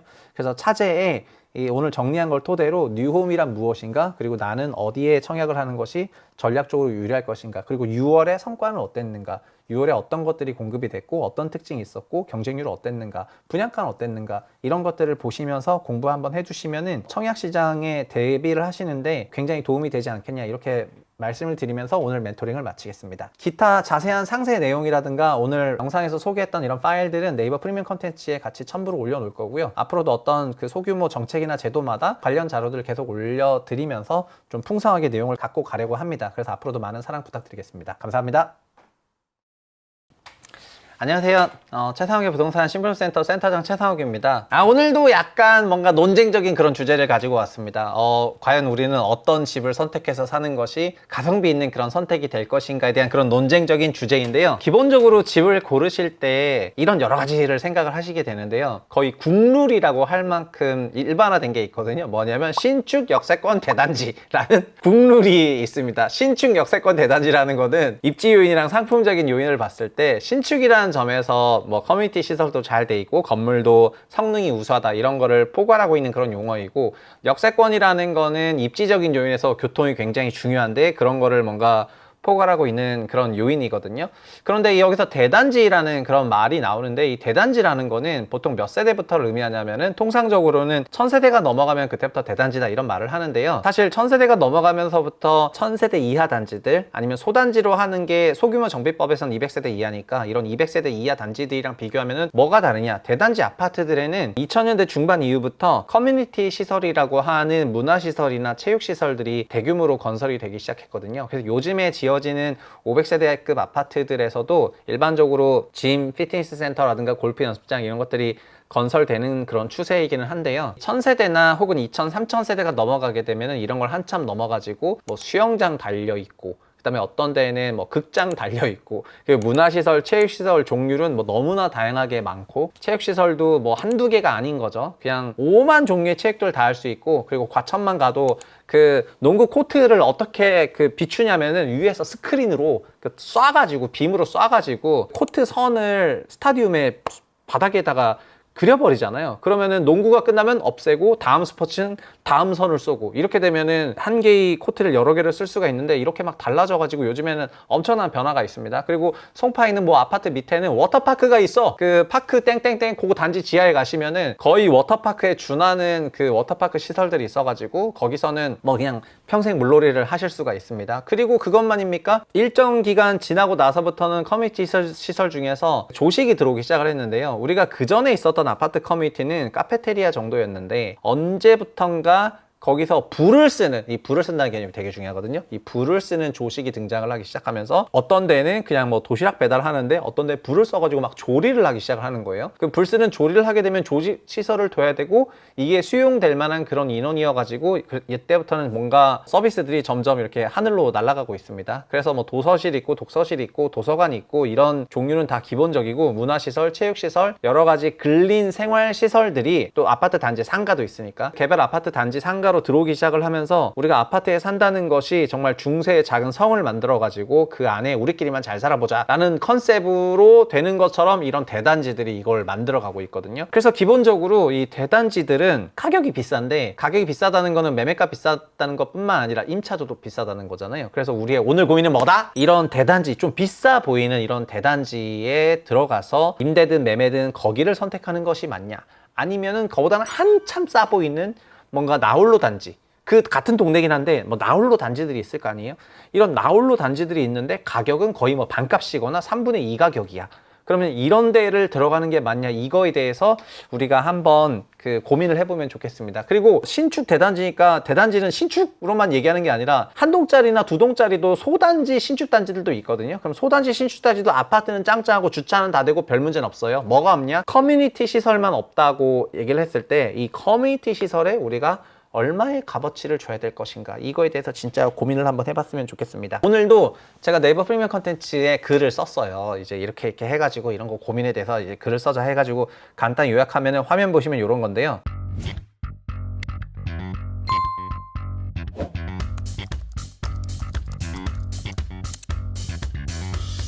요새는 이 커뮤니티 시설, 여기서 커뮤니티 시설 역사부터 쭉 다루려면 참, 제가 97년도 학번이고 2003년, 4년에 삼성물산 들어갔을 때 그 당시 삼성그룹이 가장 전략적으로 추구하던 사업은 뭐다? 도곡동의 타워팰리스였다. 저도 타워팰리스 현장에 막 현장 답사 가가지고 그 공사 중인 현장을 둘러다 보면서 이 현장의 어떤 문제점과 개선점을 찾아보라. 이게 실기 현장 면접이었어요. 요즘 회사들도 이렇게 입시 실기 현장 면접을 하는지 모르겠는데, 그래서 타워팰리스 공사 현장을 막 거기 이제 선배들이랑 돌아다니면서 이 공사에 대해서 A도 모르는 이 학생들을 공사장에 넣어가지고 이제 이거 어떤 개선점이 있을 것 같냐 얘기해서 하라고 하니까 저 나름대로는 열심히 했는데, 그거 끝나고 나니까는 또 그 알코올 면접을 하더라고요. 그 당시엔 또 술자리 면접이라는 게 있었습니다. 그래서 그 지원한 40명을 2명씩, 2명하고 선배 2명, 그래서 총 한 80명이 되는 거대한 식당을 다 빌려가지고 2명 대 2명 이렇게 앉아가지고 술을 진탕 먹여요. 진탕 먹인 다음에 거의 꽐라가 된 상태에서 막 물어보는 거죠.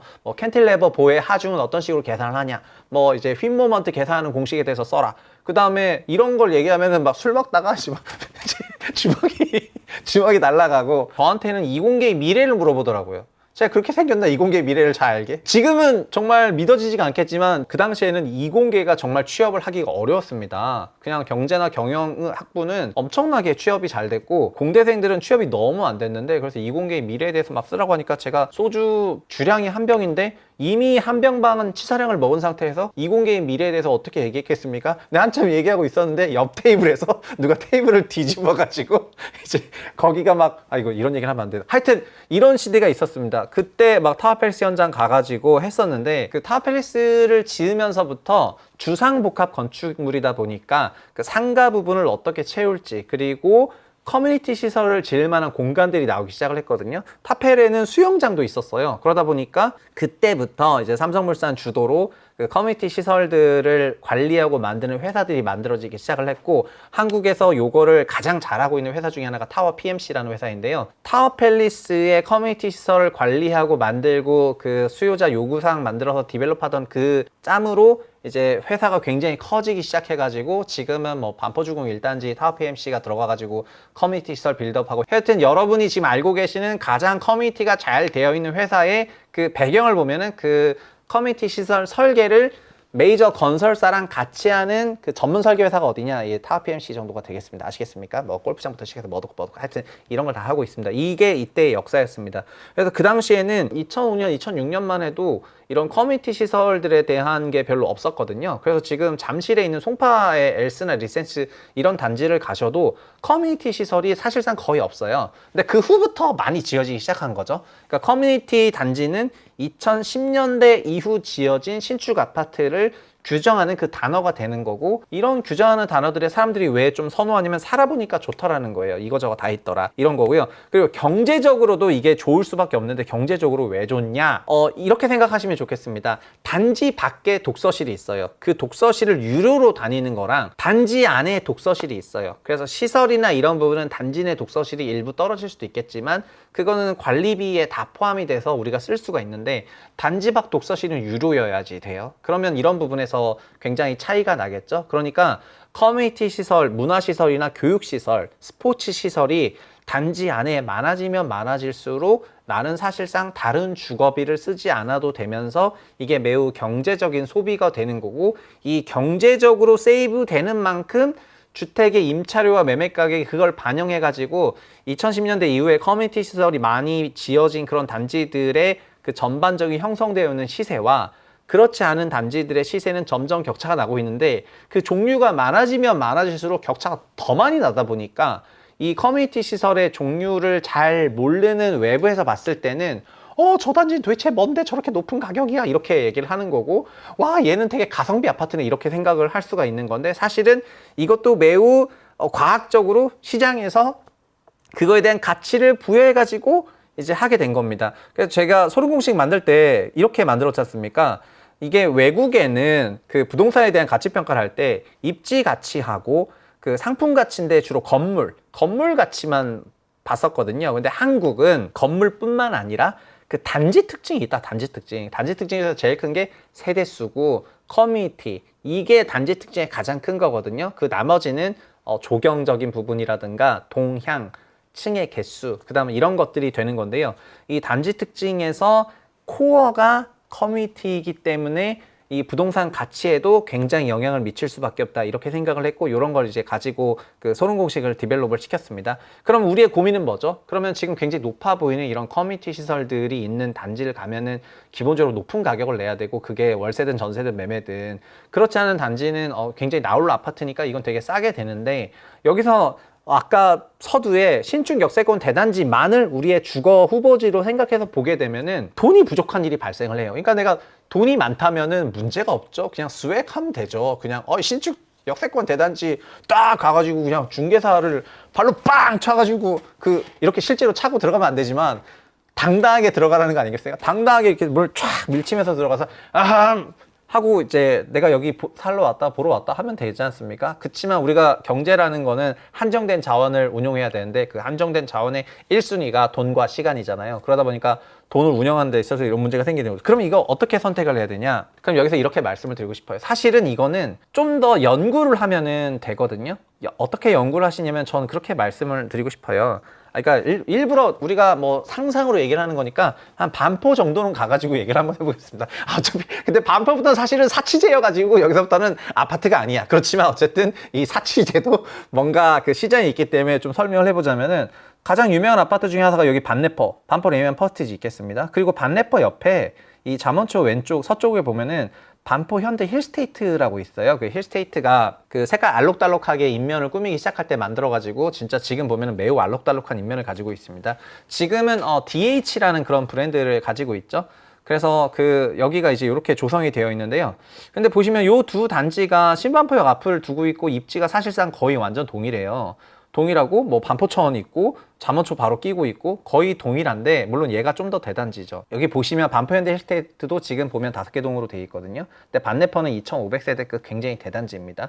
그럼 이런 대단지랑 이런 중소단지 간의 그런 차이를 보면은 결국은 커뮤니티 시설이 얼마나 있냐 없냐 그런 차이인데, 그런 거에 따라서 이제 20평대 아파트도 매매 가격이 이제 일부 차이가 나고 있어요. 그래서 이런 일부 차이가 나는 만큼 어딘가 무언가 차이가 있다면은 그거는 결국 대단지가 갖고 있는 그 커뮤니티 시설이 갖고 있는 가치가 이 정도 가격 차이는 낼 정도다, 이렇게 말씀을 드릴 수가 있겠습니다. 그러면은 돈이 있으시다면은 반내퍼를 선택해도 되지만은 그보다 좀 더 낮은 반포현대 힐스테이트를 선택하더라도, 그러니까 내가 커뮤니티를 많이 쓰지 않을 것 같다, 그리고 너무 많은 대단지가 또 싫으신 분들도 있으실 거잖아요. 대단지가 너무 싫고 나는 중소단지 조금 아늑한 분위기가 좋다, 그러면 그런 걸 선택하셔도 된다는 것이지, 어떤 특정 단지를 무조건 내가 거기 무조건 가야 된다 이런 건 아니라는 말씀을 드리겠습니다. 그럼 서초동으로 와서도 똑같은데요. 여기도 이제 고가의 아파트도 있고, 여기가 강남역입니다. 강남역이면은 업라이즈는 지금 여기에 있습니다. 업라이즈는 이쪽에 있고요. 여기 레미안 리더스원이라는 단지가 있습니다. 그리고 앞에 서초 STG가 있고 여기 SSTG가 있고 여기 서초 그랑자이가 있습니다. 여기 서초 그랑자이나 리더스원은 둘 다 1000세대가 넘는 단지고 20년 21시기여가지고 커뮤니티와 놀이터 등등 이런 게 엄청 잘 돼 있습니다. 근데 STG나 STGS는 17년 18년식이다 보니까 그 정도는 아니고 세대수도 500세대 단지예요. 그래서 가격 차이가 존재하죠. 서그자가 확실히 높은 가격을 받고 있고 그렇지 않은 경우에는 가격 차이를 그만큼 받지 않거든요. 그러면은 서초 그랑자이의 경우에는 여기 25평으로 갖고 왔는데 34평이 31억인데 그 리더스원 33평 26.3억이고 지금 이거보다 좀 올랐죠. 근데 STG의 경우에 33평이 23억이거든요. 그럼 이 두 개 사이에는 그러니까 결국 요 단지와 요 단지는 거의 지금 현재 눈에 표시된 금액만 해도 8억의 차이가 나는 거거든요. 그러면은 2017년도 준공 아파트와 2021년도 준공 아파트 간의 입지적인 측면에서는 되게 대동소이해요. 이게 서희초를 길을 안 건너고 보내도 되니까 서초그랑자이가 좋긴 하지만은 이 길이라는 게 그냥 뭐 차가 막 쌩쌩 다니는 그런 길이 아니라 신호등이 동시 켜지는 길인데다가 어차피 이게 비슷비슷하거든요. 강남역은 더 가깝고. 그리고 실제 여기는 걸어보면 살짝 걸어 다니는 게 좀 멀어가지고 강남역 내려서 그 서초 그랑자이까지 가려면 진짜 한참 걸긴 해야 돼요. 그러니까 교통적인 부분에선 얘가 좀 더 좋다 이렇게 할 수도 있거든요. 근데 결국 이 두 아파트의 가격 차이를 갖고 오는 거는 대단지 커뮤니티적인 요소가 가장 크다 이렇게 말씀을 드릴 수가 있겠습니다. 그러니까 실제로 이 커뮤니티라는 게 뭐 나중에 몇 천만 원 이런 차이가 아니라 금액이 커지면 커질수록 진짜 훨씬 큰 차이가 이어지는 부분이어가지고 이거가 가지고 있는 그런 가치에 대해서 우리가 주목을 할 수밖에 없는데 이게 한두 푼이면 모르겠는데 금액 차이가 꽤 나더라. 그러니까 굉장히 고민이 되는 거죠. 그러면 어떤 고민이냐면은 이게 전세는 여기 나누기 2를 하면 될 거잖아요. 그러면 여기는 STG는 12억 전세가 가능하고 여기는 15억 전세가 된다는 건데 그 월세는 다시 여기다가 20년 나눠서 계산하는 거잖아요. 그만큼의 차이가 나는 거거든요. 그러니까 무조건 서그자를 가라 이런 게 아니라 STG에 거주하시면서 내가 커뮤니티를 얼마나 쓸 건지 안 쓸 건지에 대한 판단을 하고 그게 이 가격 차이를 수용하는 부분이 된다면은 그거는 그렇게 선택해도 된다는 거를 말씀을 드리고 싶어요. 그러면 한번 봐볼게요. 그걸 어떻게 푸냐? 이렇게 하고 싶습니다. 그 기본적으로는 뭐 어디가 더 살기 좋냐? 신축 대단지가 좋죠. 근데 그게 정말 나한테 맞는 최적의 가성비냐? 그거는 아닐 수도 있다는 거예요. 그러면은 고민을 한번 해볼게요. 먼저 우리 가족의 라이프 스타일 한번 고민해보면 좋겠습니다. 그냥 퇴근 회사에서 되게 시간 보내고 외부에서 많이 보내는 그런 어떤 맞벌이 부부가 있는데 커뮤니티를 상식적으로 많이 쓰지 않을 거기 때문에 이런 부부들한테는 너무 이렇게 커뮤니티가 많이 구축된 그런 대단지보다는 오히려 소단지, 중소단지로 가성비가 좋은 집에 살면서 자산을 증식하는 게 더 좋은 선택일 수도 있습니다. 그리고 커뮤니티가 막 이런 운동 같은 그런 스포츠들이 있는데 그런 거를 내가 진짜 안 쓸 거면은 굳이 뭐 연령대가 꼭 맞벌이 신혼이 아니어도 그런 단지를 선택할 필요가 없어요. 반대로 우리는 이런 커뮤니티를 굉장히 많이 쓴다. 그렇다면 일부러 그런 데를 찾아갈 필요가 있겠죠. 그리고 그거를 실제 이용하는 비용이랑 계산 한번 해보면 될 것 같습니다. 그러니까 전 농담처럼 그런 얘기를 하는데 놀이터가 잘 돼 있는 단지가 있고 아닌 단지가 있어요.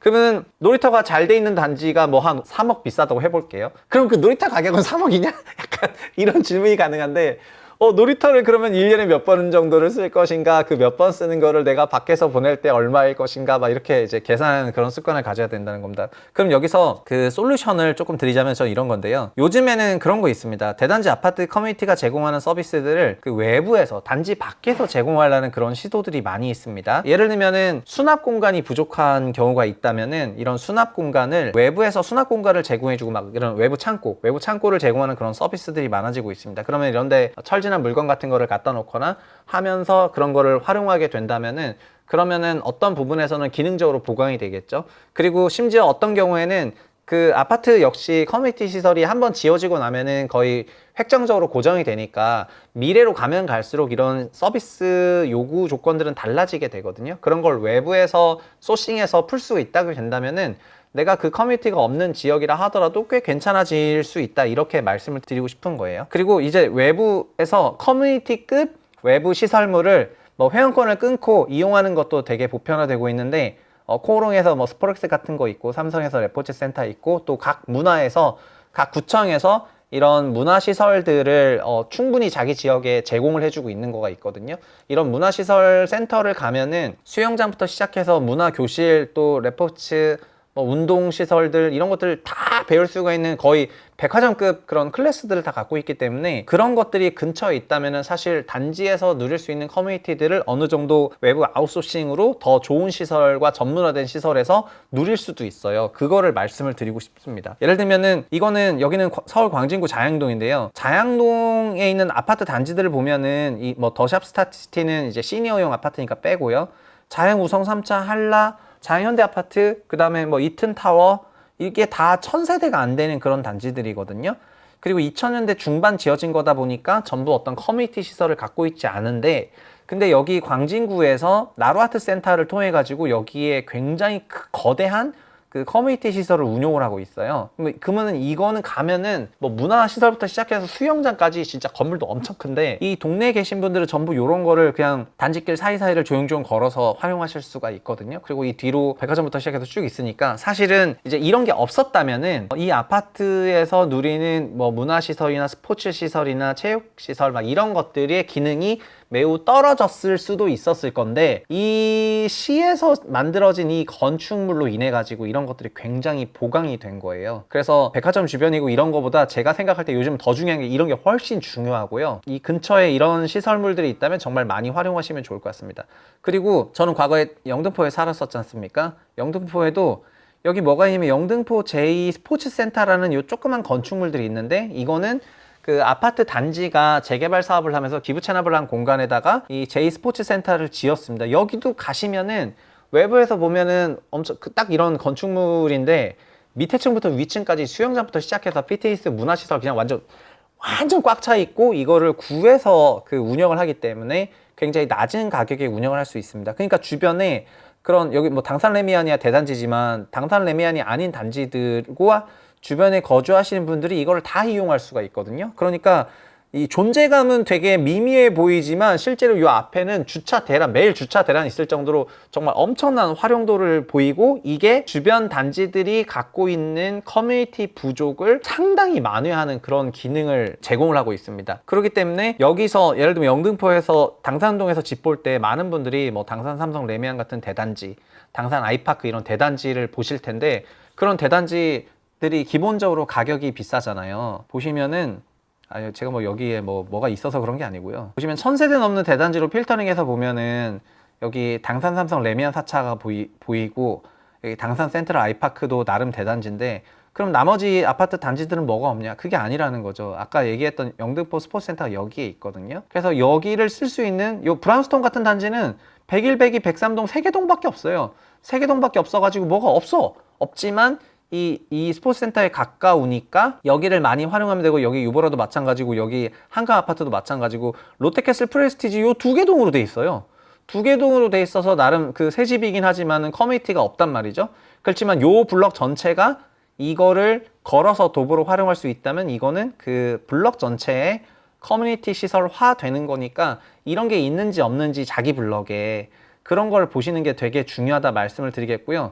뭐 다른 어떤 뭐 여기 롯데마트니 뭐니 이런 거 있는 것도 되게 도움이 많이 되는 공간이긴 하지만은, 우리가 실제로 시간을 보내고 애 키우면서 애도 시간을 보내고 할 법한 그런 공간들로 이런 게 있다. 그리고 보시면은 서초동에도 이런 게 있죠. 아까 호갱노노에서 보면은 그 STG 있는 데를 말씀을 드렸는데요. 여기도 이렇게 생겨 먹었는데, 보시면은 대단지라고 하면은 여기 2개 단지만 잡혀요. 서초 그랑자이나 리더스원. 근데 여기 레미안 서초 STG가 있고, 여기 STG S가 있습니다. 근데 여기 뭐가 있냐면 코오롱 스포렉스라는 데가 있어요. 그 코오롱 스포렉스는 지도로 보면은, 이 코오롱 스포렉스라는 거는 딱 보면 여기 수영장 레인이 딱 있을 정도로 이렇게 스포츠 시설이 밀집돼 있거든요. 그러니까 요 단지에 사시는 분들은 아마 스포렉스까지 뭐 걸어서 1분 거리니까 여기를 편하게 이용하실 수가 있을 거고요. 이게 끝이 아닙니다. 여기 그 서초동의 입구 엔트리 아파트라고 하는 게 여기 있는 서초 레미안 7차부터 시작해서 롯데캐슬, 서초 삼성 레미안 1차, 여기 안암 아파트, 이런 아파트들이랑 이런 단지들인데, 여기 레포츠 센터가 있어요. 저는 여기 예전에 삼성 살 때 많이 갔었는데, 이 레포츠 센터도 골프 연습장부터 시작해서 수영장까지 전부 있는데, 그럼 요 주변에 있는 아파트 단지들이나 단독주택 빌라들은 요 레포츠 센터를 활용하면 되거든요. 그러면은 이거는 이 블럭 전체에 커뮤니티 시설이 되는 거예요. 근데 이런 블럭 전체 커뮤니티 시설들을 단지 안에 담으려는 시소들이 이런 대단지 아파트들에 있는 건데, 근데 그래서 여기서 만약에 수영장이라고 딱 쳐서 보시면은 그 수영장으로 되어 있는 굉장히 많은 그 서울 시내 여러 가지 수영장 위치들이 나오거든요. 근데 그런 그 상당한 수영장들이 주로 보면은 준 문화체육시설들이 엮여져 있는 그런 거기 때문에 그렇게 한번 찾아가지고 너무 대단지만 보시기보다 내 주변에 갈 수 있는 그런 수영장이나 문화체육시설들이 뭐가 있는지 같이 보시면서 강북 지역도 마찬가지입니다. 그러면서 찾아보시면은 우리 아파트에 부족한 커뮤니티 시설을 어느 정도는 외부에서 소싱할 수가 있겠다, 그렇게 생각을 하시면 될 것 같습니다. 막 직관적으로 그냥 얘기하면은 뭐 구로역이 됐을 때 구로역 주변에도 수영장들이 있거든요. 그러니까 그런 거를 활용하시면 될 것 같고, 이런 게 내가 너무 그렇게 대단지만 고집하시기보다는 가성비 있는 그런 집을 찾으려고 노력을 하신다면은 주변의 나홀로 단지들에 거주하시면서 그 해당 블럭 안에 커뮤니티 시설들이 잘 구성되어 있다면 그거는 꽤 괜찮은 선택이 될 수가 있다, 이렇게 말씀드리겠습니다.